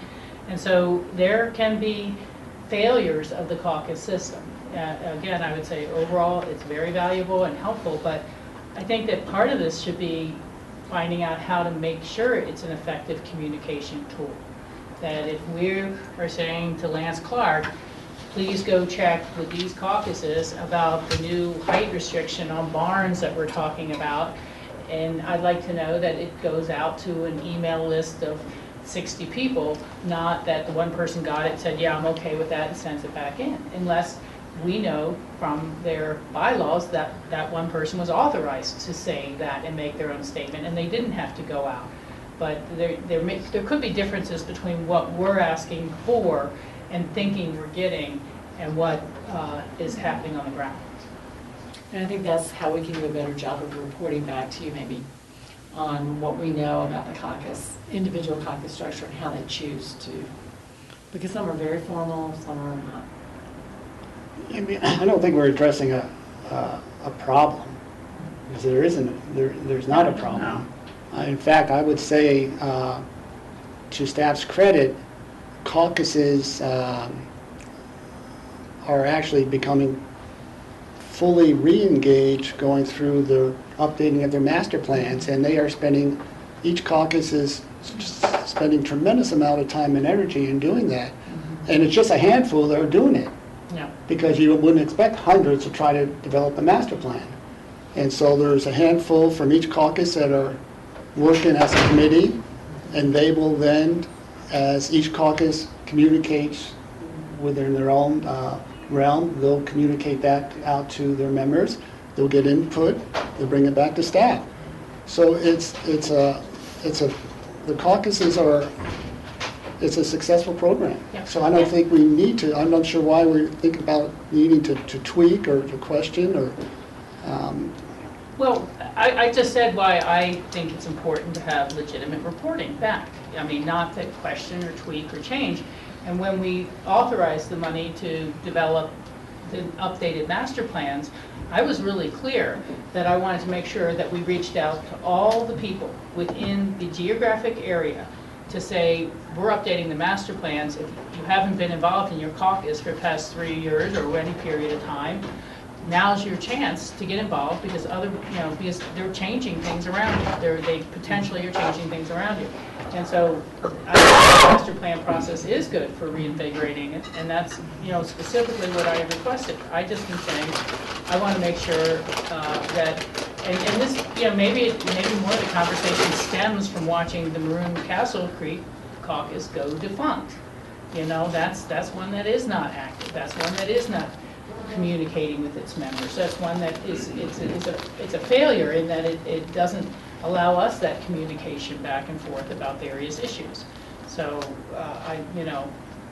why did that one fail? Was it the citizens itself or what? I don't know. Do they feel too overcome by the city of Aspen? Do they just lose enough year-round active resident members who care to participate?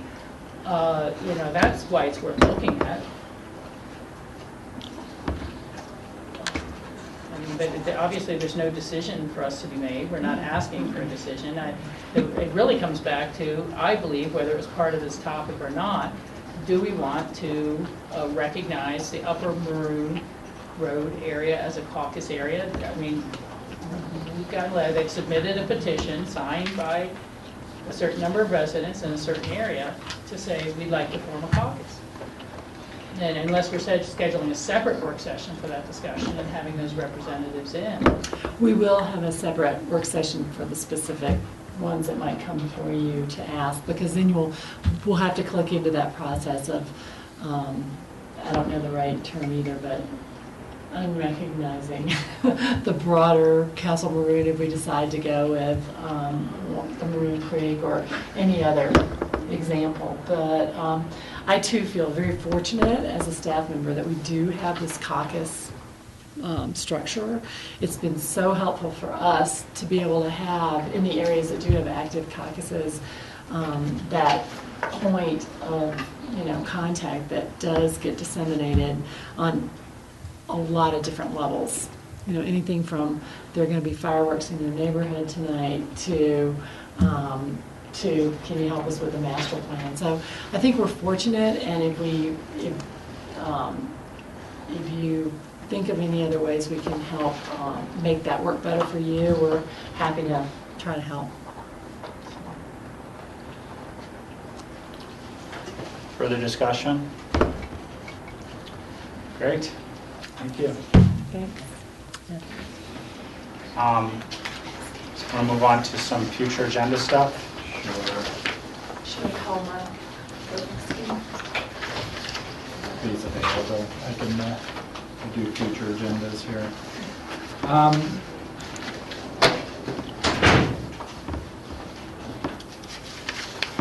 I think the biggest issue that we have with future agendas right now, and I did not plan this necessarily following up on our facilities discussion, but we are having trouble finding places to meet during election season. I'm going to go ahead and hand this out because not all of these are currently reflected on your future agendas. What you may recall is that the Rio Grande was not available for all of our meetings, and so for our planning purposes, we had approached the city about using the City Hall meeting room for a couple of reasons. One, because it already is set up for TV broadcast. It's convenient to our regular meeting space, and it can be set up for Granicus. We're running into some conflicts right now that we have not gotten resolved. We're still working on. For example, Wednesday, October 22nd, and Wednesday, November 19th, there's municipal court conflicts, and they also have some regularly scheduled meetings that may require us to move some items around and shorten some of our work sessions. So for example, Tuesday, November 18th, yeah, we're kind of sandwiched in between some of their regular meetings. We are going to try and find some alternative locations at this point. We're not sure that we're going to be able to find any that will allow us to do our regular grassroots or web streaming of those meetings if we either have to rent space or use another meeting space. But I just wanted the board to be aware we may need to do some moving around on some of these dates where we're seeing conflicts with the meeting room schedule. And you know, again, just to back up for a second, this is to accommodate this room being used during elections for ballot processing and such. The Rio Grande will also be used during elections as a polling place, as a general election. We're moving our Granicus server from the Rio Grande to City Hall. That's not a move that's very easy to make. You can't just unplug it and plug it back in. So that's why we're trying to find as many dates in the City Hall meeting facilities as possible.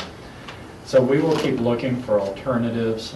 This isn't necessarily something you need to take action on. I just want you to be aware we're having difficulty this year because of elections in both the Rio Grande and this room, and having to move our equipment, finding meeting spaces for all of our planned meetings. Rob? Yes, Steve. John, is there any possibility of using something like the library meeting room and just have that be the permanent site and do what's necessary to get the grassroots into there? Well, we could certainly look at that. We found that there are a number of programming conflicts with the library meeting room too, but it is one that we may be able to use, kind of like we used the Rio Grande room. But again, what we're finding is there's so many community programs going on in all these available spaces. So we will definitely look at that. We're also going to look at, you know, are there other spaces from any of our other partners, and maybe we record and rebroadcast our meetings instead of streaming them live. This is a part of our facilities challenge for sure.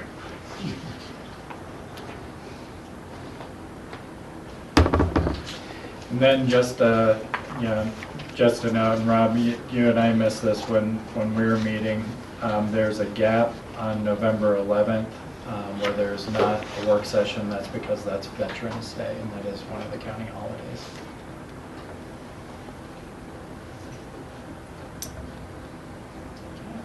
Any other comments on? I will most likely be here on the 6th. Because of that Veterans Day thing, I'll push things in that direction. So that works fine for me. I won't be here on the 6th. So Rob is back, but Michael's out.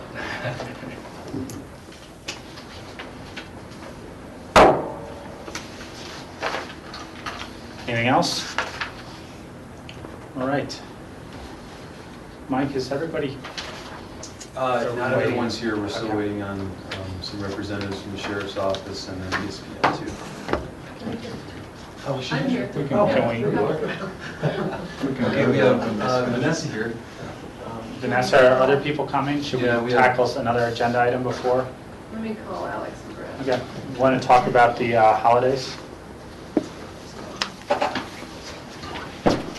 That's a fairly straightforward one.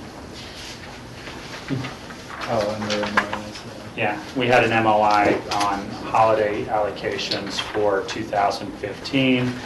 They parallel the 2013, or 2014, 10 full closure days, 2 close early days. And they're laid out in that memo. I'm just getting up to it. And what we're seeking is any comment from the board as to. Rachel? My broader comment isn't on the holidays, but it is on the conflict we always have with the CCI December meeting and potentially the June meeting with our regular meetings. And we have talked in past years that if we had enough advance notice, we could make sure that those conflicts don't happen. Now, last year, we were okay on one of those two. So that's just my footnote for this, is that, it's really awkward for Steve and I to have to choose between those two commitments. And, we're more involved with CCI than ever and getting more successful things out of CCI than ever before. So I'd love to see us resolve this. And that's regarding In the 2015. Tuesday and Wednesday meetings. Yeah. It's one thing to miss a work session, Yeah. but it's always the regular that Yeah. hurts. And we'll see what we can do to deal with that this year. And in terms of 2015. discussion, one of the things that we could do is move that regular meeting Possibly. to a different day. We do in December to accommodate the holiday schedule, and we sometimes do in November to accommodate the Thanksgiving schedule. And so I hate to move one of those meetings, but it's not unprecedented. Yeah, well said.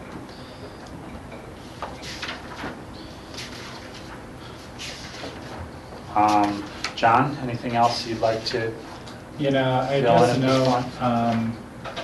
I was just going to note for open discussion, and I think you all saw this come through on email and it's starting to make the rounds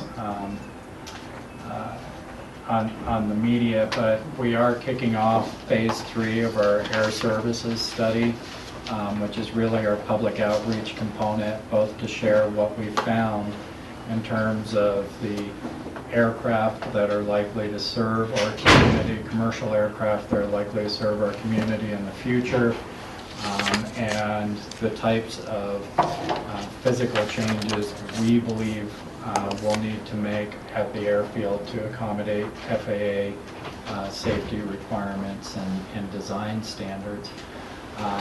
We will be kicking off a series of coffee chats with me and airport staff at the airport every Monday and Thursday morning from 9 o'clock to 10 o'clock.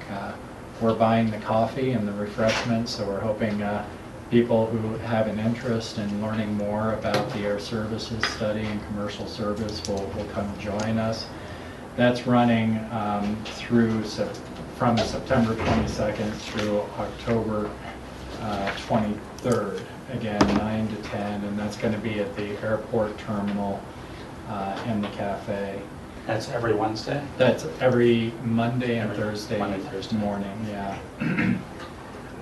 We also will be holding 2 public open houses.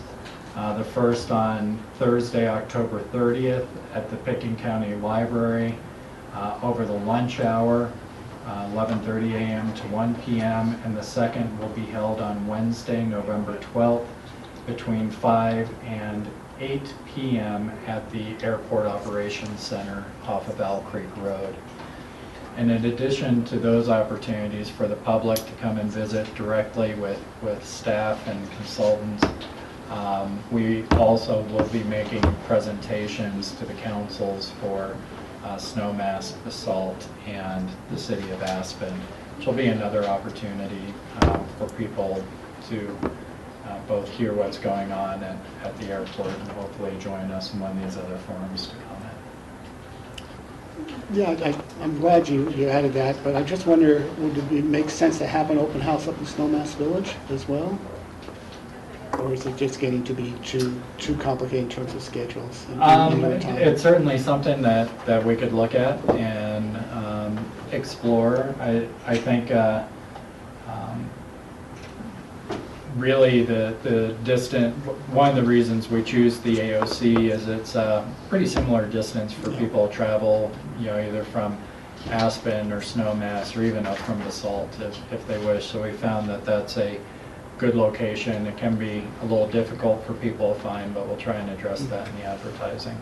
But if it's the board's desire, we can certainly look at adding another open house. Rob? Yeah, Michael. Having just had a discussion about the caucuses and the effectiveness of the caucuses, I don't see why you don't reach out to the caucuses and go to their meetings. And Michael, thank you for pointing that out. Actually, we are reaching out to caucus areas. We're reaching out to service organizations. We're going to be doing a lot of public outreach as part of this phase 3. We're just trying to note some of the general presentations that anyone who's interested might attend, but we are going to be reaching out through a number of entities, including the caucuses, so we will be doing that. Yeah, I mean, most successful is to take outreach literally, because when you have it at the airport, that's sort of in-house, and good luck with people showing up, but when you actually trap people in another setting that they weren't expecting you to be at, that's the best. We're going to do our best job to trap people at other settings and make sure they hear our message. And so thank you for bringing that up. There's going to be a number of other outreach efforts that we're currently in the process of scheduling. It's just trying to touch on the general ones that anyone could attend. I would still look at an open house in Snowmass Village. I mean, for me, it makes more sense to have one in Aspen and one in Snowmass Village and not have the one at the Airport Ops Center, which is hard to find, and you've got to actually get in a car to drive. You can't take a bus. And you reach two major, both municipalities.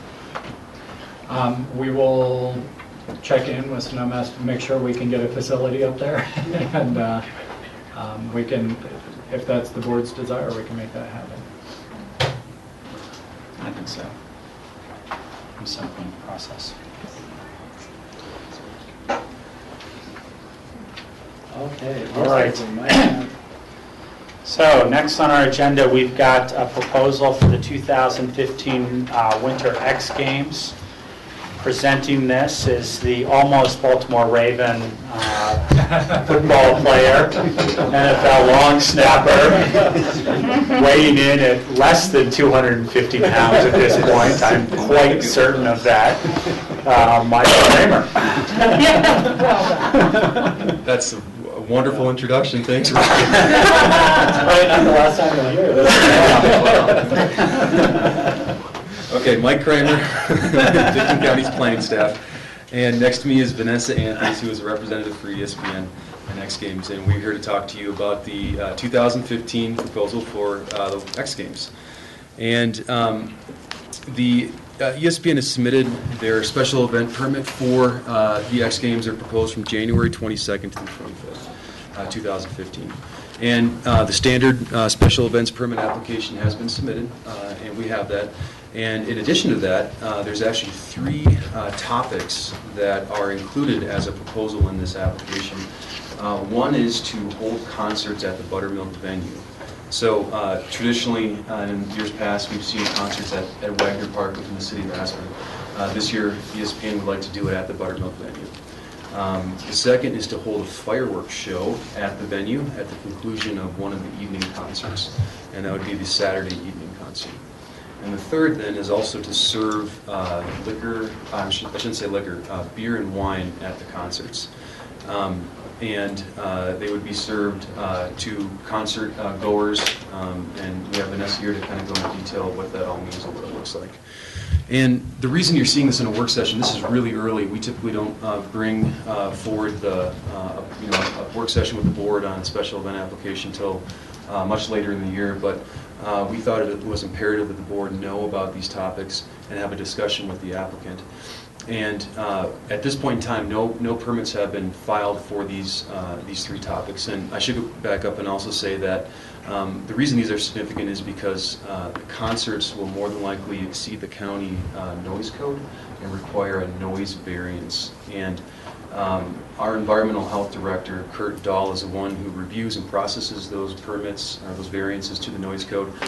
Because it's got such community impact and there's so many concerts associated with X Games this year, he would then kick it to the board for review and decision. A fireworks show of this magnitude also requires a permit, and that's also in our county code. It's typically a sign-off by the sheriff's office, the local fire district, and then the county manager's office. I think I got all those correct. But we're bringing this to the board so there can be discussion about it, about the appropriateness, and that also requires a variance from the noise code then too. So two variances from the noise code. And then third, alcohol at the concerts in the form of beer and liquor, that obviously needs a liquor permit, and the liquor board would have to convene and then review that proposal and then make a decision on that. So what Vanessa is looking for is some direction. She basically wants to gauge what the board thinks about these topics, and I think if there's a good feeling towards something like this happening, she would then try to start securing talent for the concerts and applying for the appropriate permits. It's really twofold too. This also gives the board an opportunity to hear about this and talk about this in a discussion format versus just having these variance applications before you and not have any background or preparation for it. So that's the background of the discussion on this. And I'll quickly go through the three topics. The concerts are proposed for the 4-day duration of X Games. They're basically all afternoon, early evening concerts, except for Saturday, January 24th, which is the big X Games day, and they have an evening show from 9:30 until 11. And the concerts will have a maximum capacity, as represented to us, of 6,000 people. It's a ticketed event, and folks would then be able to purchase a ticket and then get scanned to go into the event. It's anticipated that yes, that these concerts would be loud enough to exceed the county noise code, and we've outlined some parameters of how that gets administered in the memo here from staff. At the conclusion of that evening concert, ESPN would like to have a fireworks show for the last 10 minutes. So if the concert concludes at 11 p.m., the last 10 minutes then would be from 10:50. They'd like to have a fireworks show at that conclusion of that concert. With those concerts, beer and wine would be served. We can let Vanessa go into detail of what that looks like and how it's administered and in what fashion it is reviewed. Lastly then, I think that was actually all three I just stated, sorry. But those are the three topics for discussion. And what we're looking for is just direction from the Board of County Commissioners on how you feel on these topics. Rachel? Yeah, I have a couple of questions. Was alcohol sold at the concerts in Aspen at Wagner Park? Last year, yes. They were. And Yes. were there problems or issues with that? I would say no, but I can let Brad or Alex, if you guys want to from a county safety standpoint. Okay. Well, we'll probably hear from them in a minute or two. I just kind of was wondering Yep. what had happened in the city. Do you have any idea what the ticket price ranges will be for the concerts? We have not set a price point yet. We wanted to get your feeling and kind of initial comfort before securing talent. That will be what determines the price point. Okay, because I am just a little concerned that you're going to end up with a certain number of people who say, it's loud enough, I think I'll just sit out here on the side of the road or over on the golf course or on the Maroon Creek Club and listen. And I don't really need to pay for the ticket and go into the venue and everything like that. And so I think you'd have crowd control in more than one area. And the other question is, will there be events back over on the Hill after, like, the Thursday and Friday concerts that end at 5 and 7 p.m.? Or will all the, activities and competitions have ended at that point? So for the first one regarding the noise bleed, with the ability to really focus and directionalize the sound, you can really specify where the prime audio is based. So yes, there will be some ambient noise, but it won't be obviously as great of an experience. If someone wants to sit there, they're going to sit there. I think the biggest concern would be for us sitting outside the fence line on the venue. I don't see it being on the highway or the golf course. It's going to be more us as a management from egress and access on the venue to, if someone's watching the pipe and they want to stand there, we'd prefer that they buy a ticket, go over and watch the music, knowing that that's always a possibility. In terms of the other events, yes, so for the afternoon shows, they're kind of in that window where it's normally a lull on the venue. So for Friday, for example, we'd have the music from 5:30 to 7, and then after that we'd have different evening disciplines where the guests can go watch events. Yeah, I guess what it strikes me is it seems to be contradictory to the message ESPN has always brought in, that you don't have to have alcohol to have a good time. These are athletes performing at their peak. We don't have to have alcohol mixed with that.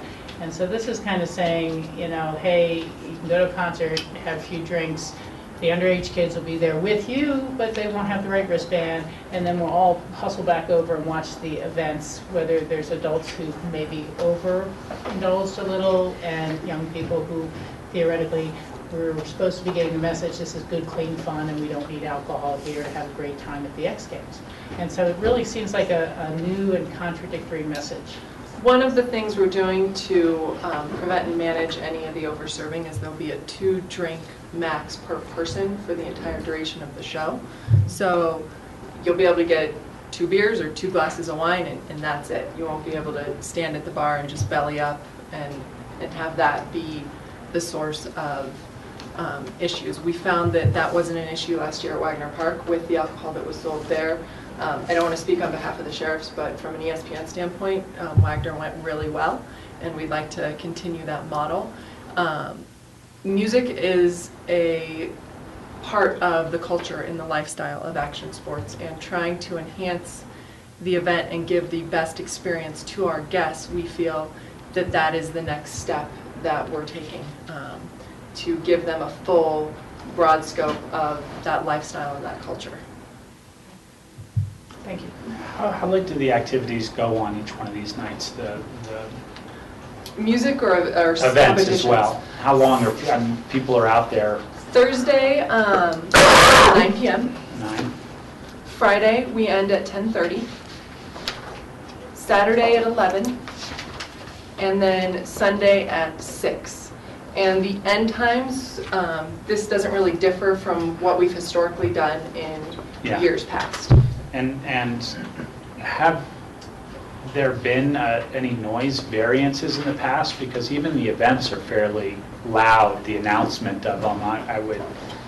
I don't know, I mean, it's not much, a concert's not much louder than those people announcing, and the cheers certainly, and the cheers you can't really control, or the snowmobiles.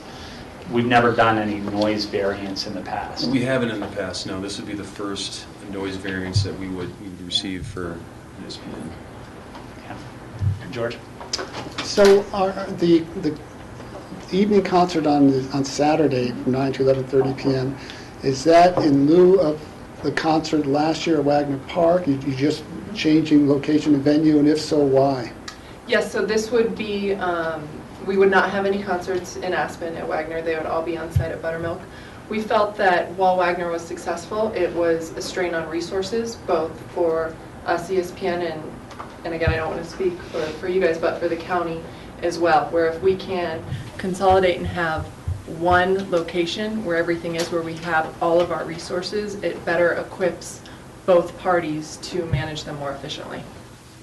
I guess my only comment or concern would be that having a late concert at Buttermilk and having alcohol served And then at the end of that concert, you're going to have a mass exodus of people on the highways at night trying to cross the highway to get to the Raptor bus stop where not that long ago we had a tragic accident with an inebriated lady walking along Highway 82. Versus when you're in Wagner Park, when the crowd disperses, they don't necessarily have to get in a car to get on the roads. They can walk home. There's buses available. So for me, I'd like to hear from the Sheriff's Department. It's really a safety issue for me as well. If I can, real quick, as far as the egress goes, because it is a ticketed event, we're able to manage that capacity. On Saturday night, all of our competitions end at 9 p.m., and so we'd have that 2-hour lull to egress, general spectators, and then we'd have the concert egress 2 hours later. And the concert egress would be a smaller egress than we're used to on a Saturday night with the full capacities that we've had when Pipe and Big Air are going back to back, for instance. Want to weigh in from the Sheriff's Department, or? Brad Gibson with the Sheriff's Department. With what Rachel said about the concerts last year, it was quiet. The crowd was really well behaved. We had pretty much no problems at the concert, so that was an issue for us. And we know the Board of County Commissioners is always very concerned about pedestrians out on the highway.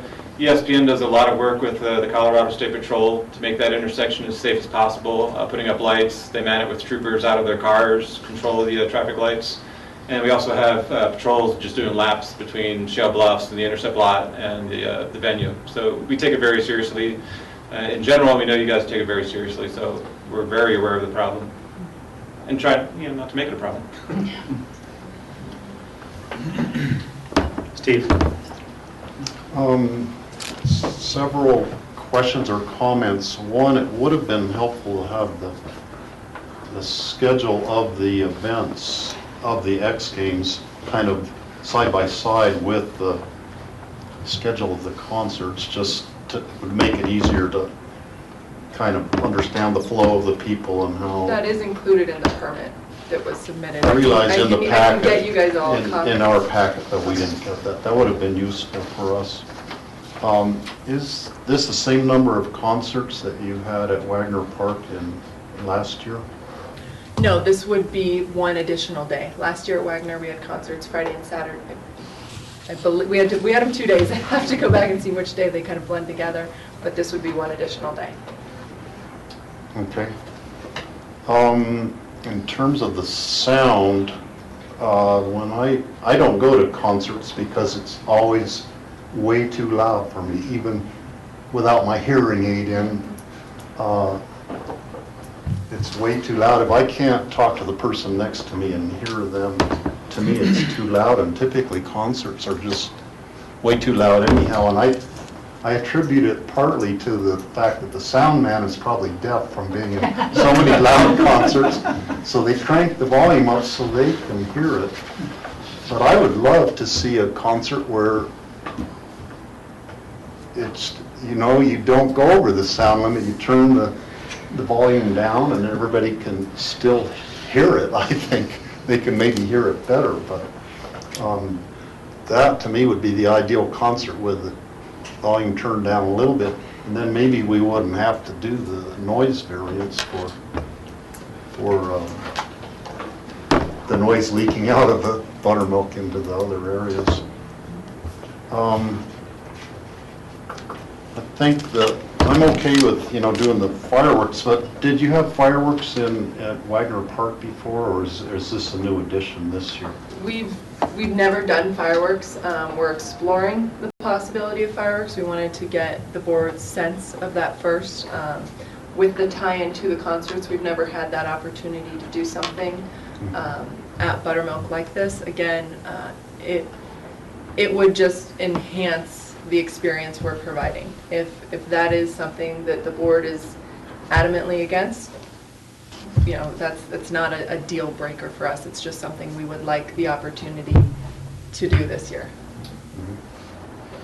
And I know sometimes after fireworks, it looks like there was a firefight out there on the snow the next day, cleaning up. And just so you're aware of that, you probably would have to have a cleanup crew go clean up whatever debris came down from the fireworks onto the snow. Once we get to the point of seriously looking into the firework element of the event, that would be one thing that we'd be discussing with the vendor very seriously, because we would be having competitions the next day. So we would be very sensitive to making sure our competition courses stay the world-class venues that we expect them to be when they're aired across the world and not be speckled with black ash. But The issue that I would raise with fireworks, and I'm okay with fireworks, is that outside of Aspen, it becomes more rural and more agriculture and wildlife and stock, like horses and that sort of stuff, are where you have the problems. They start jumping fences, they start running off, and in the snow, you could kill someone's horse by, getting spooked by fireworks. In the city of Aspen, you don't have that much around there, and the sound gets quieter as it goes out. So really, some sort of public outreach notice aspect is the way to go with that. I don't know what it is. It's not, just an ad in the paper. I think it's more than that, door to door, to some extent, because if someone does have over an Owl Creek Road, if someone does have horses or something that have direct line of sight towards, explosions like that, those horses they need all their energy. They start running through the snow, and some of them could go because of that. So, Michael and Rachel.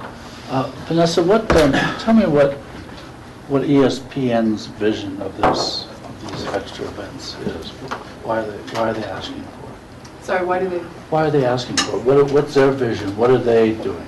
We are creating more of a well-rounded cultural experience. Taking X Games as a cultural experience? So in addition to coming and seeing world-class competitions, you're able to then see world-class musical acts and have the full festival environment, creating different ways for guests to experience more than just watching a competition course, whether it's the changes we're trying to implement with bringing Major League Gaming on site, which is another new element. I don't know if you're familiar with it, video game competitions, we implemented that in Austin.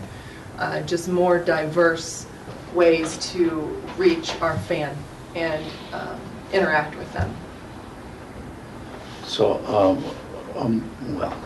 you said it well. So the difficulty I have with it is that we can be fine with it, but the people who live surrounding Buttermilk, from McLean Flats to Owl Creek to West Buttermilk, to undergo an experience for 4 days, that's maybe not part of their culture. It might be X Games culture, but it's not that neighborhood culture. Fireworks, concerts, and alcohol. So I don't know, it'd be hard for me to endorse it without knowing how the neighbors would feel about it. And we had fireworks and snowmass this summer that resulted in what Rob was talking about from great distances, and you could hear it in Woody Creek. So it's hard for me to say it's not going to bother a lot of people who aren't part of the X Games culture. So I don't know how to speak for that, quite frankly. I don't know how to deal with that.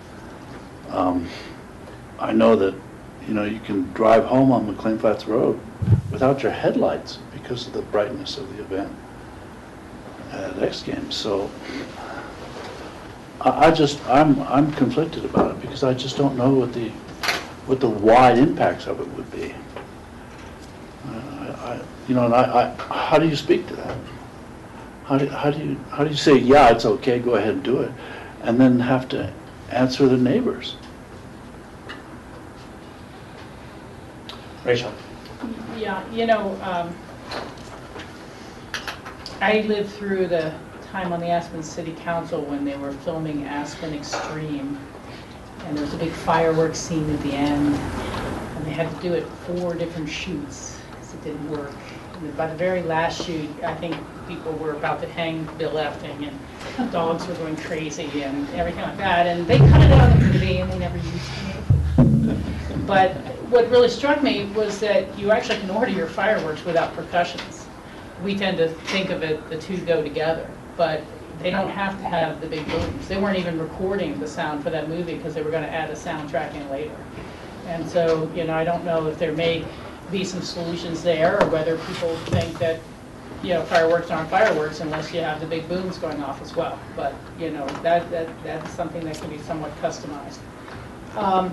I am wondering, though, we really would need to hear in from the airport as to whether that starts to get too close to the airport for comfort with the fireworks going up. And, you know, late night emergency flights might have to come in or something like that. So that's something that would be a totally different person to weigh in on this for us. You know, and this is awkward because this is a great event. The community embraces it in many ways. It does take sacrifice, you know, as some people sacrifice their access in the summer for the Pro Challenge, and other people access, you know, do something else with this event. But it's a city and county sponsored event in terms of the funding that's put in to help with the lighting and everything else. So I really don't know how the city feels about that potential loss of business of not having the concerts downtown. I mean, that was one of the big things about being downtown, is after it was over, people could disperse to 100 different restaurants or bars, get something late to eat and things like that, and it brought people into Aspen. We know X Games fills every hotel room in the valley, from Glenwood Springs up, but I don't know that we see Glenwood Springs and Basalt contributing money out of their general fund to make X Games happen. And if the people are just going to get on the bus and go back home, and I'll have a nightcap when I get to Basalt, or I get to Elgibel, or I get to Glenwood, if that's really the intent of the city hosting the games and sharing our limited resources from events. I can appreciate your desire to continue to kind of upgrade and, you know, look for new excitement and things to make the program even better than it is. But I am also concerned, and I just have to express it now, that, you know, the first year of anything seems to be where we find the problems and have to work out the difficulties. And the first year of concerts in Wagner Park was, you know, somewhat disastrous. You know, people were jumping the fence and pushing fences over, and they couldn't get in, and they, you know, hanging out of bus windows trying to get out. And I would be a little concerned about that here, you know, and maybe if we're doing something here, we should start with 1 or 2 concerts and see how they work at the Buttermilk venue, and not all 4 days, and if, you know, or how quickly can we recalibrate if we're having issues. Because, I mean, it would be part of the special event permitting, but it would be really critically important to know how many people can you process through that quickly, checking IDs and putting wristbands on them. Because if people start getting impatient, the band is starting, and there's a mob still waiting to get through a 2 or 3 person checkpoint, and you're trying to get 6,000 people into the venue, those are the people who will push the fence down and just push through to the concert. I mean, that you have to make sure you're not setting up a bad reaction from a crowd. And so, you know, that, you know, how quickly can you process 6,000 people through with a scanned ID and a wristband and not end up with real negatives there. So, you know, I love live music, bringing concerts into town. This is a plus. I don't mean to be negative to that, but, you know, everyone in this room is right. There are negative impacts. I've heard from any number of people who live over at Cemetery Lane and that area, Snow Bunny and these things, saying, I'm just so over the X Games. I'm so over the light at night, the noise of the announcers, the smoke from the snowmobile machines, and, you know, will we do this forever is kind of the question that's been asked me. And again, it's a great event, does great things for the town, but there are some folks who may be reaching the end of a tolerance for the disruption. And I can't say one way or the other. I mean, I would not be a flat no on this, but boy, I'd like to see a lot more details before I'm really getting all the way to yes. Can I reply to some of that? Yeah. Regarding the fireworks and specialized without audio, I think that's a great suggestion. I didn't know such a thing existed, so we will definitely look into that. For the airport, yes, we would need to work very closely with them. We haven't had that conversation yet because we wanted to get the board's feeling before unnecessarily talking to other groups. Again, if the fireworks is the sticking point, we have no problem not doing the fireworks. Just wanted to get feelers out there regarding the fireworks show. For the concerts, we have done concerts at Buttermilk. In 2013, we did 2 days of concerts there. I think what we learned is that it's better to do it with a ticketed capacity. It's easier to manage from a public safety standpoint, which is why we're kind of redesigning the venue and creating a separate space where we can fence that in, have a ticketed access point, and manage the amount of people in that space. For processing guests, yes, they'd be scanned for ticketing, but where they're getting their ID check and where they're getting the alcohol, that would be a separate location than the general entry point for tickets, to prevent that backlog and that backup to quickly process and get everyone in the venue before the show starts. Thank you. And have you talked to the city about the business aspect of not having the concerts downtown? We have not discussed as far as the business aspect. I know when we, not had years past when we haven't had concerts downtown, bars are still packed, there's still lines to get in everywhere. I still see, the remaining thousands of people that come to the X Games that aren't now going to the concerts still going to the bars, going to have an experience. We've let them know we're not doing concerts at Wagner, but we have not had the specific revenue conversation. Okay, thank you. Steve? I would concur with Rachel's assessment about the big concussion booms with the fireworks.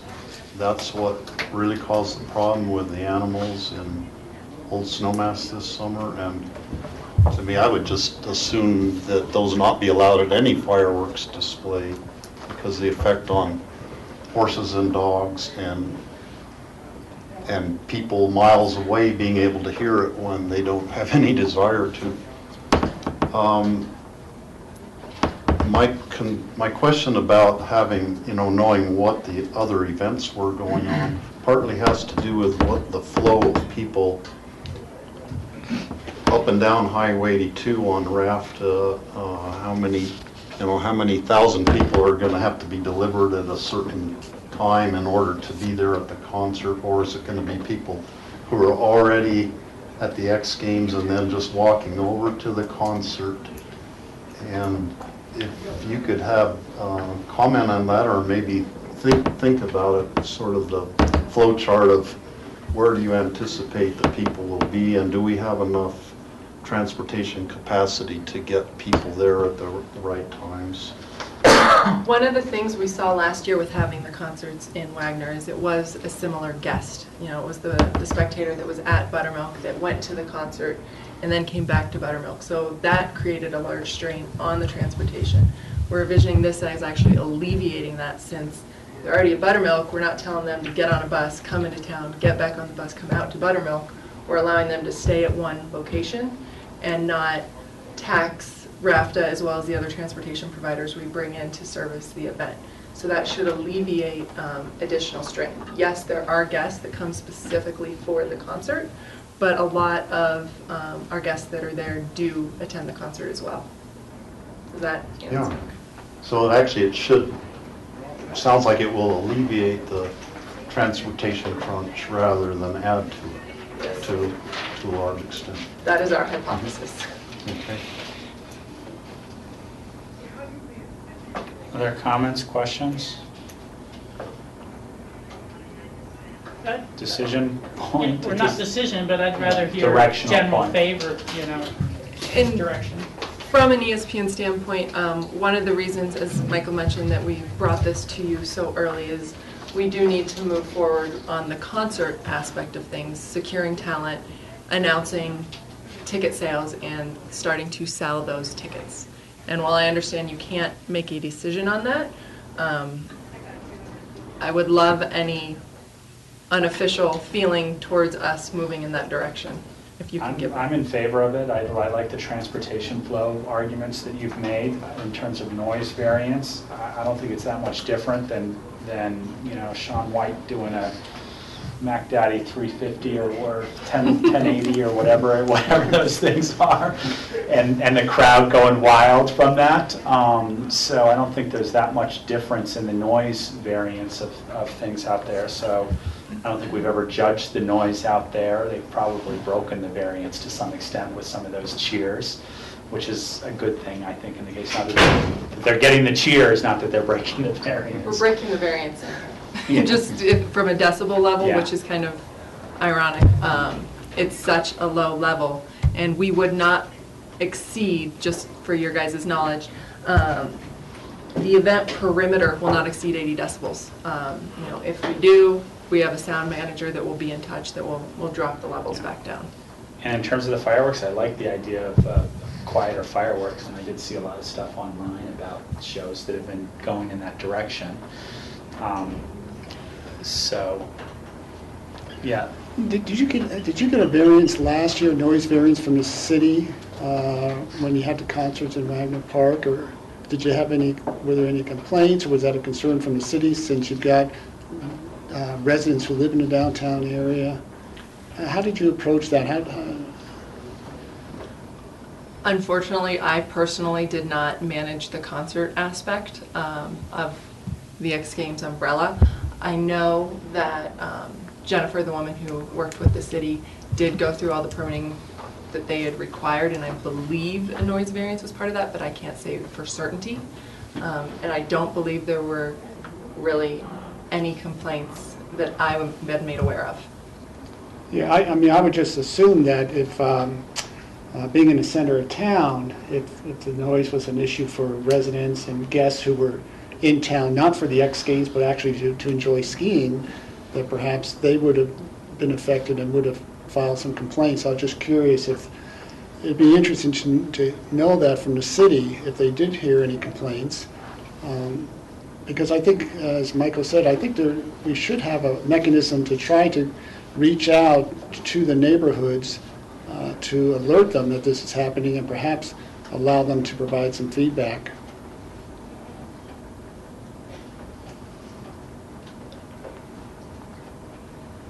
And for me, the one key issue would be that late night concert. You know, I understand that there's some cheers going on when someone does a flip or something, but that's a short period of time. Where you've got a concert, it's going on for an extended period of time, so there's a difference in terms of a continued noise level.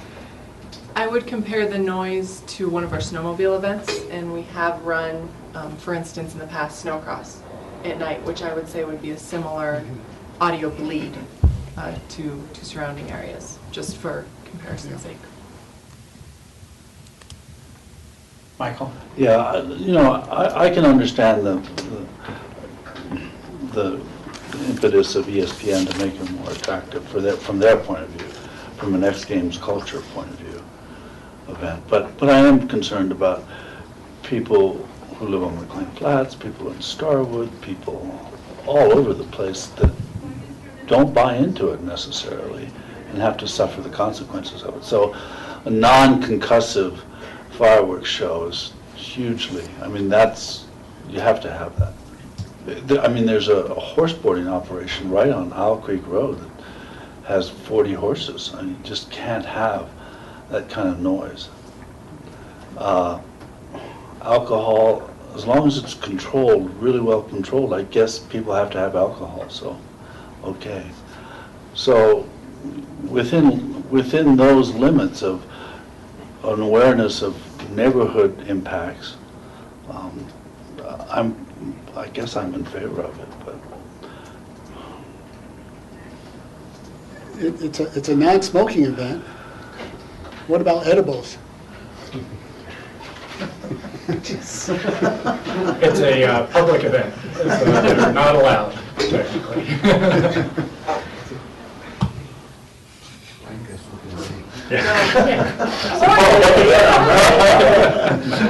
Looking it up. What are you looking at me for?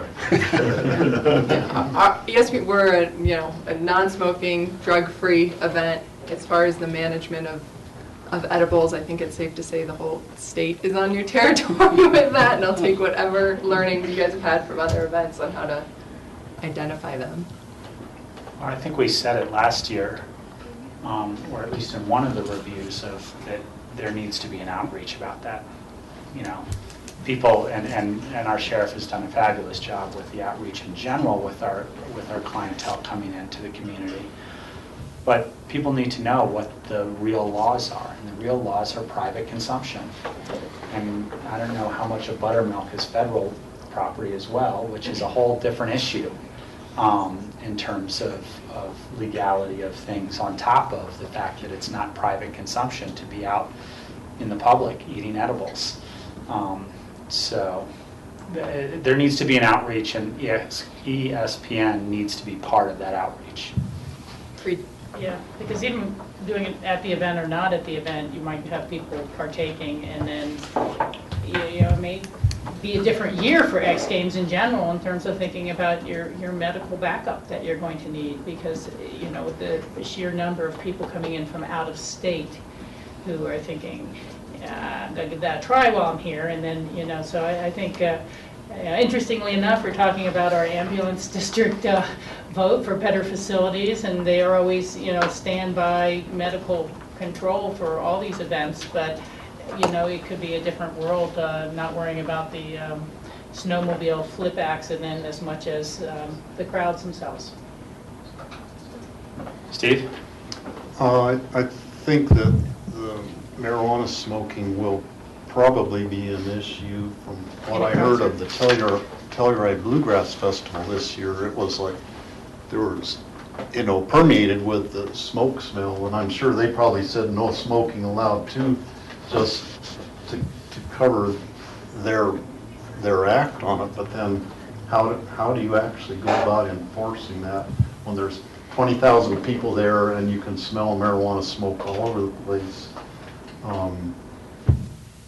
And you can't necessarily identify where it's coming from, but how would you handle that, Sheriff? Steve, the same way we've handled alcohol in the past is, first of all, with alcohol and marijuana, we have to separate the two somehow.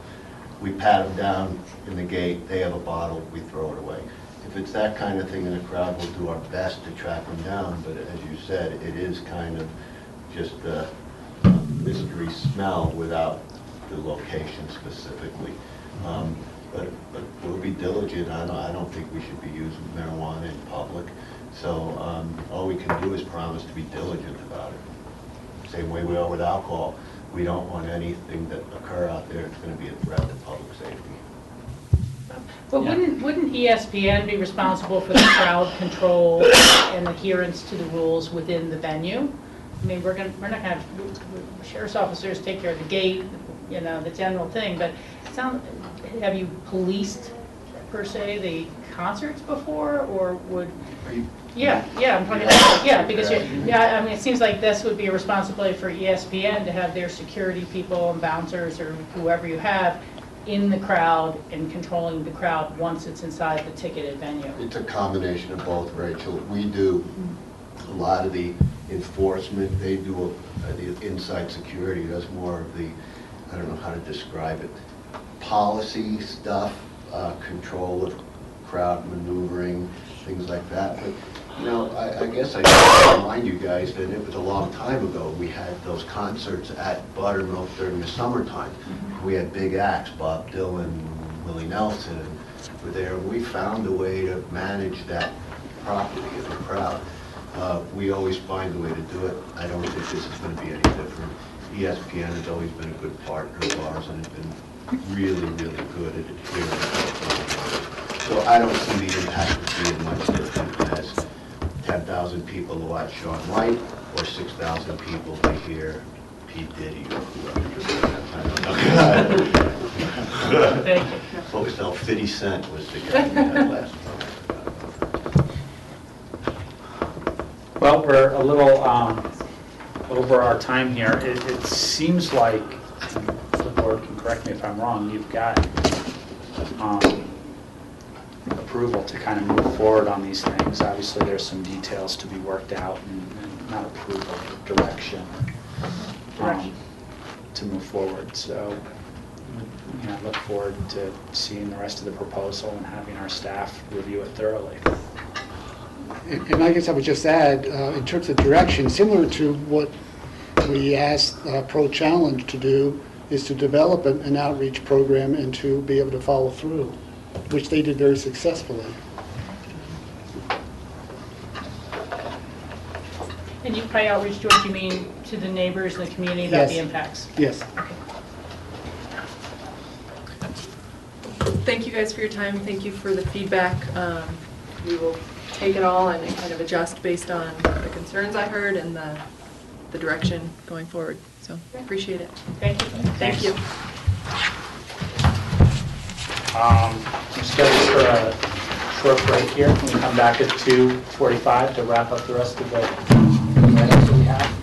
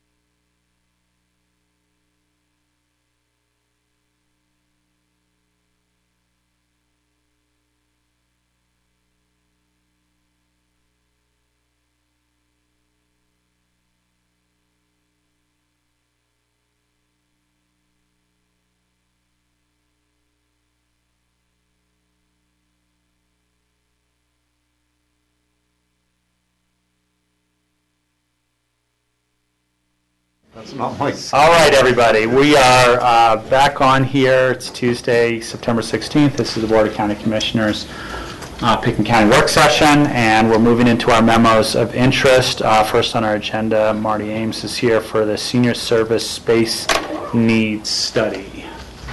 And while Marty is making her way up, I'll just remind the board that way back in 2011, actually, when we adopted the 2012 budget, we had set aside some funds in the manager's budget for what we called strategic initiatives, and is really around as we had opportunities to maybe forward aspects of our strategic plan that we hadn't anticipated directly in our budget process, that we'd have some funds to go back to.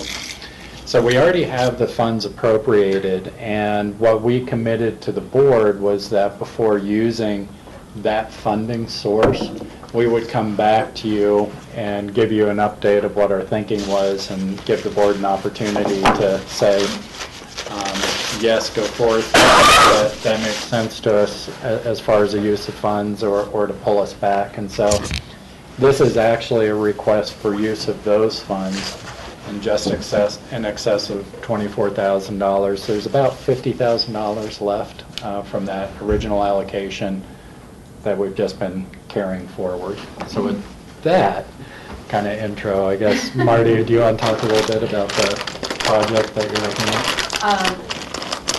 So I guess this is a little larger than the normal request you get for use of the strategic initiatives funding.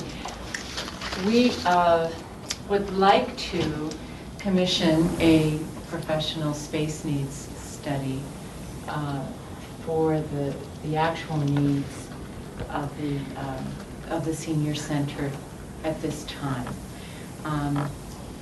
As you probably know, the senior center was built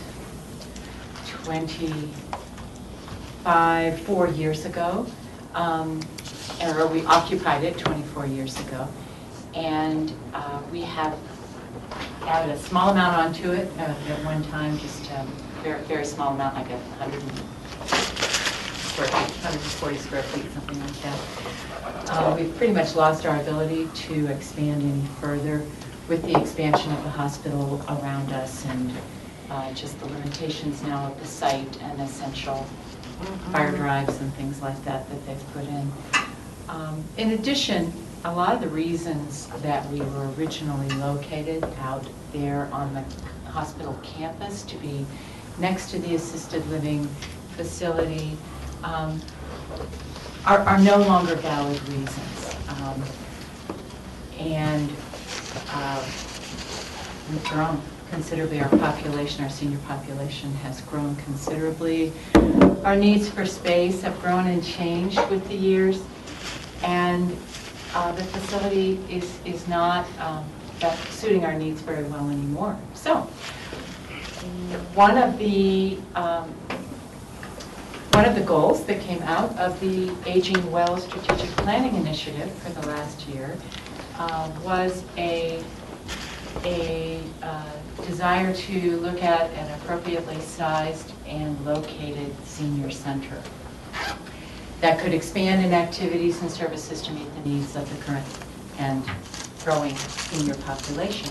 For that reason, we feel like there are so few properties that come available, and as they do, we would like to be ready, situated to analyze them, to know if they will work for our for potentially becoming a new senior center, and be able to get on it quickly. So that's why we'd like to have a space study. I submitted that to Jody Smith in our facilities department to find out what this would cost. This is what she came back with. So unless there are questions, that's really all. Questions? Rachel? I'm very supportive of the request and like to see it go forward. But, you know, in the same way we just talked about facilities earlier today, there can be this ebb and flow. And it's really a bit of a question for me because of the real estate market dynamics of our community. will we really have a large, quote, free market population of seniors in the future? Or does our population scale need to be more to those who've been able to buy affordable housing and have stayed in the community? But, you know, what we have as a traditional aging senior population in the free market, we're able to buy their places and live here, and we're bank managers and store clerks and, you know, business owners. And now we're heading ever more into just a second home ownership situation, and all the free market kind of steadily, slowly erodes to that market. Very few residential properties are bought by store managers anymore in town. So I'd like to make sure the study really, at some level, kind of looks at what is this population, because it's not going to be like a standard city or community where, oh, we know the size of our urban neighborhoods has now doubled, so that means our population of seniors is going to double at a certain point. And I don't know quite how to calculate for that, but I just want to make sure we do account for it somehow. It's a difficult, you know, it's a moving target. Although our predictions have been accurate, up to now, at least in the time that I've been here, we knew there would be a growing population of retired workers, and we've seen that come true, and they are not leaving. Yep. You know, the surveys say they're not going anywhere. As far as the who owns the homes, you know, I would agree with you that in terms of second homeowners, that certainly is something I wish we could evaluate. But a lot of second homeowners become full-time owners, full-time residents. This is what we see in the truly retired population, and the needs for services and healthy activities and options really span the economic levels. Oh, sure, and I agree with that. I'm just saying at some level, I'd like to try to look.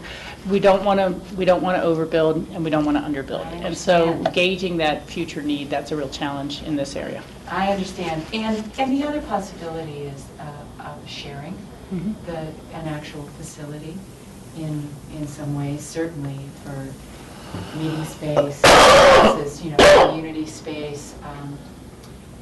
Who knows, you know, what the potential might be for teaming up with other needs in the nonprofits or in the community.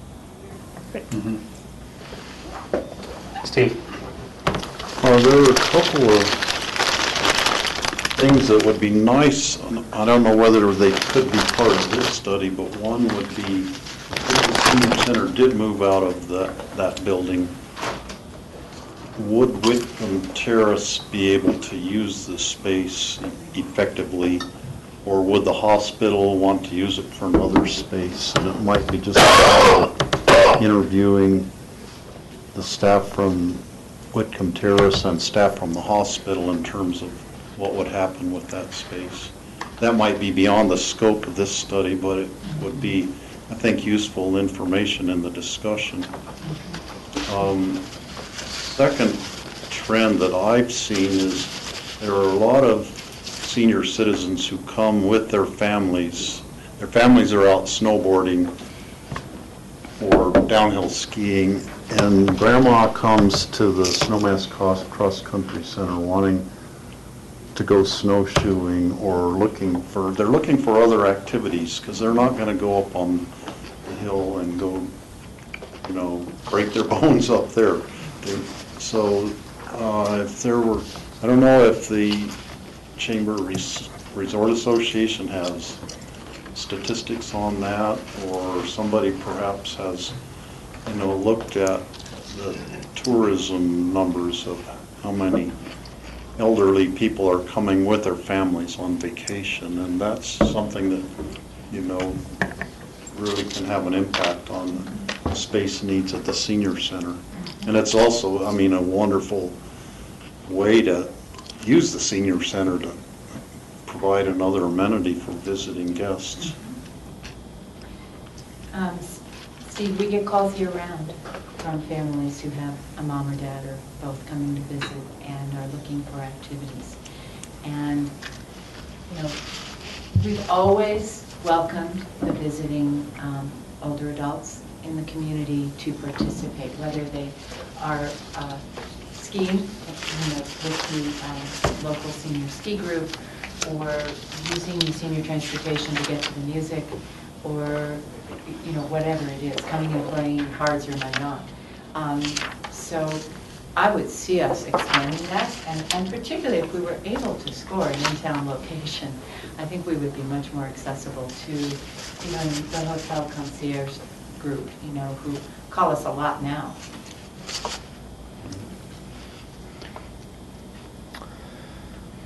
So it looks like you're asking for direction here for this $24,000 that's already been allocated.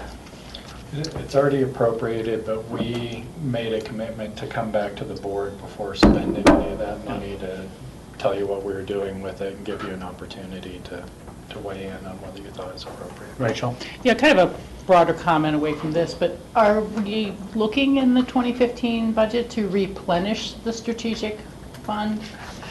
Well, we hadn't been before this request, but we may look at putting a few dollars in.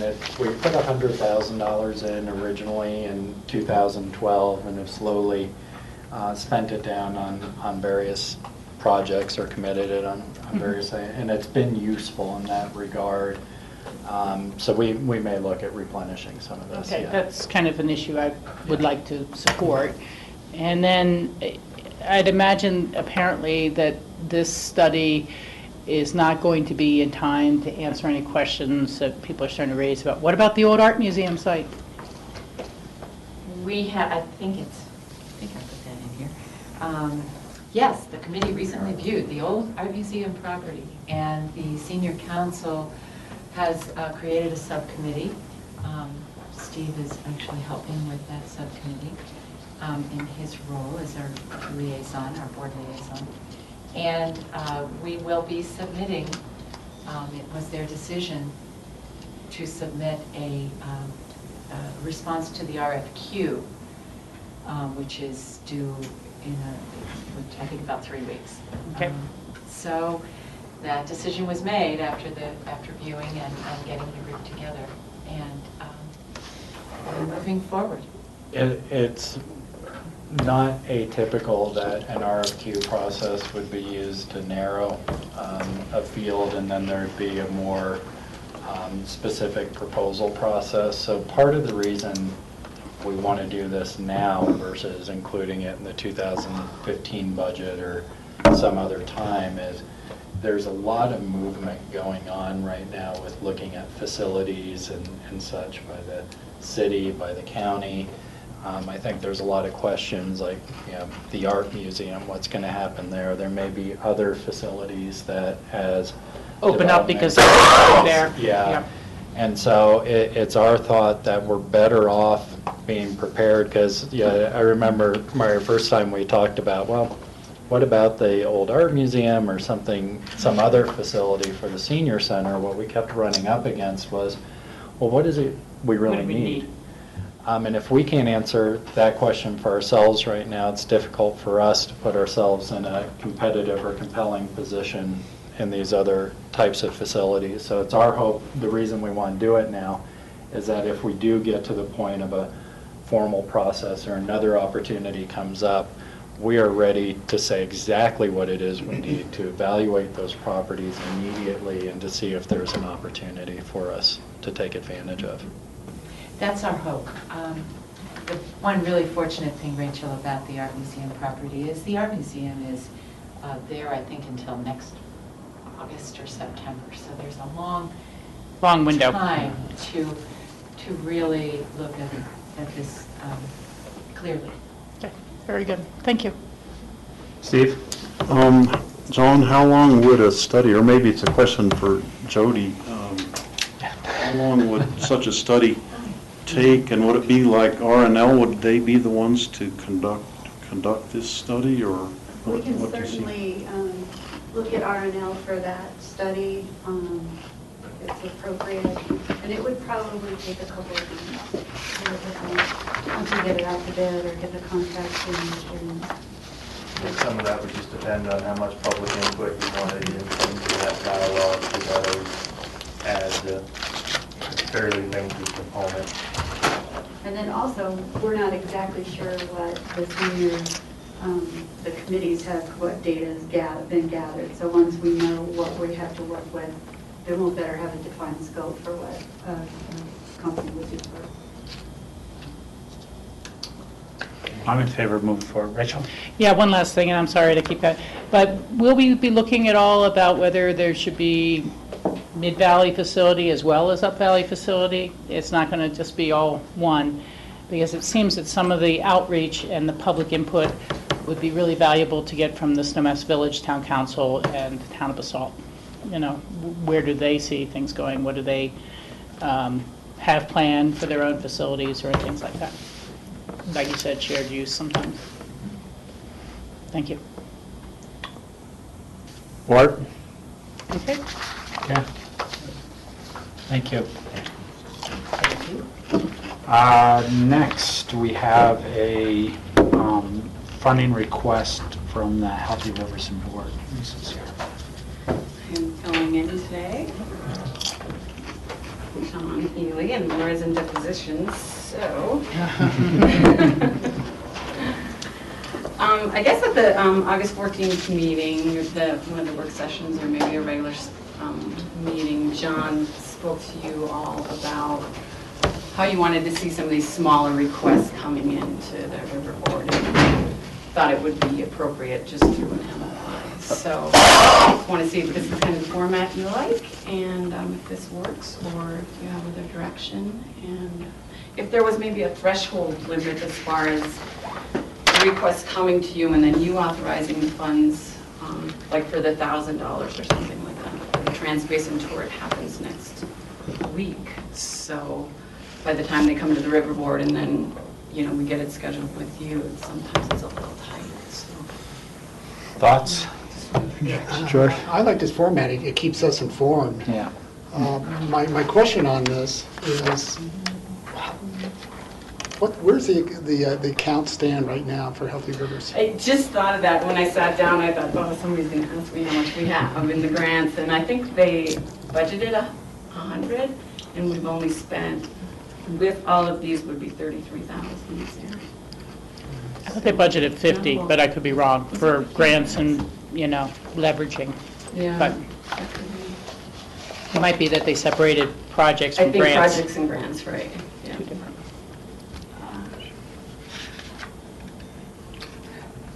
Okay. Any other thoughts? We could come back to this item, George, if you'd like Lisa to get that greater context. Are you looking for the fund balance, or what was budgeted? Well, I was looking for the fund balance, Let's see if but I don't need to come back to it. My comment was, I like this format. I like to be able to keep informed, because even though John Ely probably has spoken to us a while ago, I've forgotten what we had discussed, and so it's good to see this again. Good. Yeah. The information was put together clearly, and I'm in favor of moving forward with those allocations. Michael? On the film, Havy Film,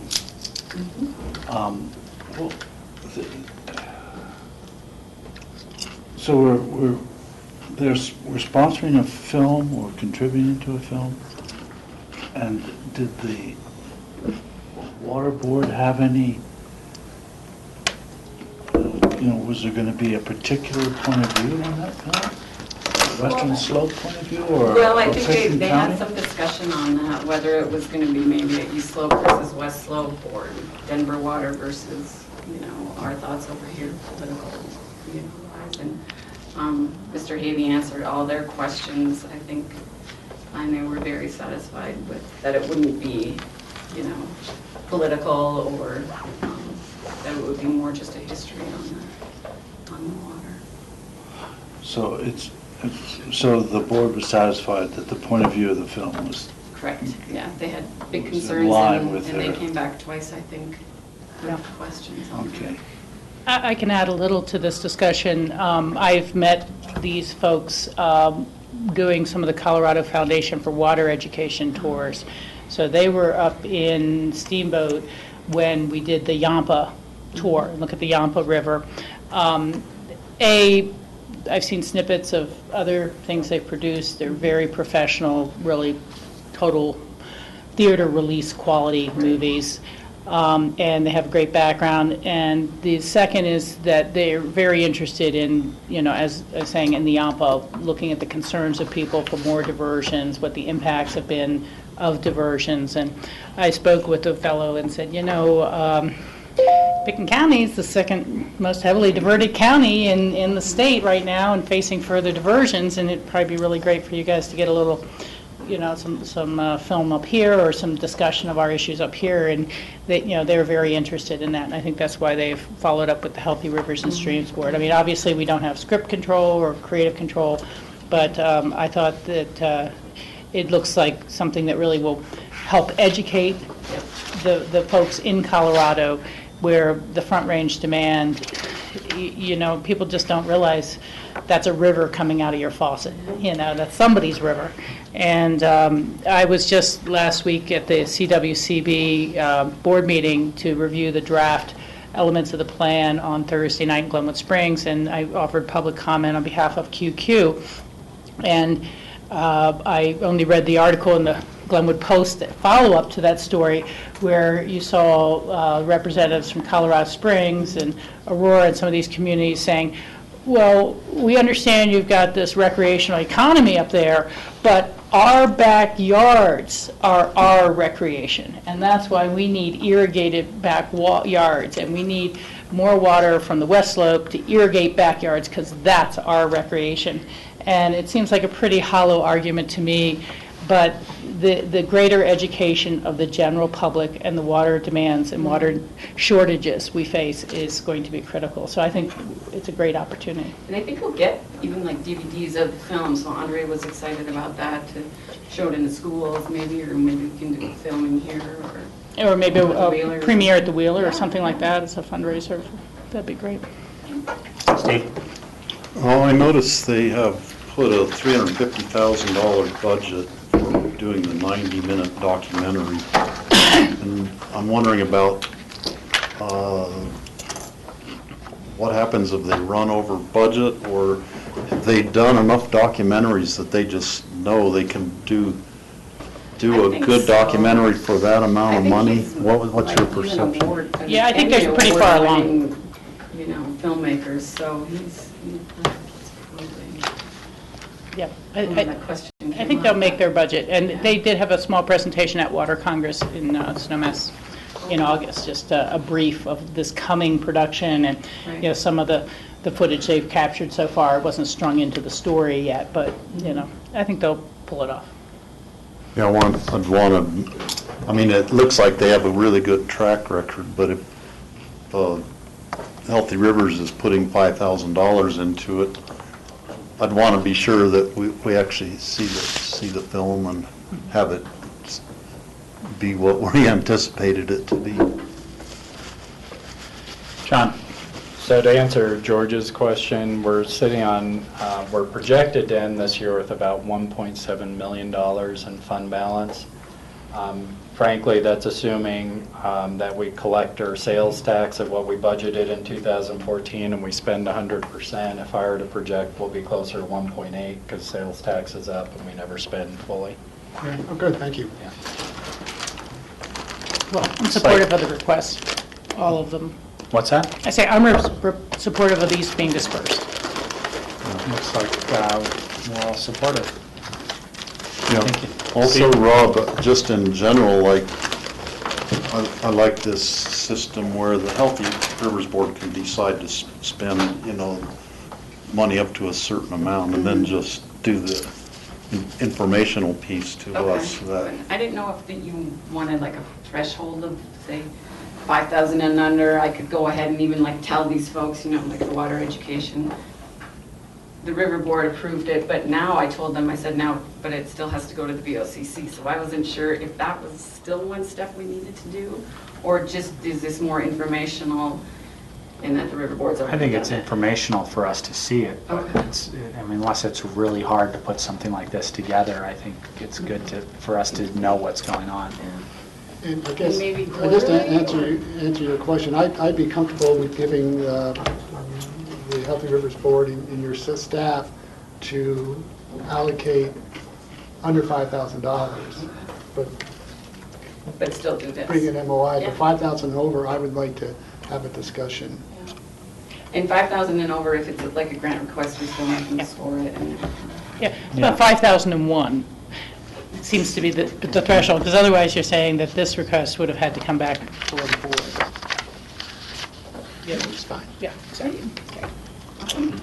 Okay, thank you. Anything else for open discussion? Anybody have open discussion items? MOI. What's that? There's another MOI that I No. have on holidays. We went We went over that. Sorry, we did it. We did skipped it. you. Yes, you're right. I wasn't here. There will be no holidays in We 2000. took it all away. The Grinch came and Well, I already put in here they were approved as presented, so I'm good. Sorry about that. That's okay. We had a little And you must have done future agendas too? 5-minute time and Yep. did future agendas. I'm catching on. Okay. Yes. We had a letter, I'm sure everyone received, from a constituent from Snowmass who was concerned about some of the habitat restoration that was going to be happening on Sky Mountain Park, and I didn't respond, but I just want to make sure that, I don't know if staff responded or that we were able to respond and educate this person in terms of what is actually going to be happening on Sky Mountain Park. I responded through Dale Will, You did, and thank you. and I forwarded to Dale and John. Great. copied Dale Will on it, and then I copied my response to Gerald, who did it. And there was a response back from the individual saying something a little contrary. So I've asked Dale to maybe bring it before us. The issue is that they're clear-cutting some small areas, which is the proper habitat restoration, and that it should grow back somewhat within a year, and there's a debate whether or not these are 40 to 50-year-old shrub brushes, and whether or not it's the proper thing to be doing. I think it's appropriate to have Dale respond. I don't Yeah. think it needs to come back before us, per se. Yeah.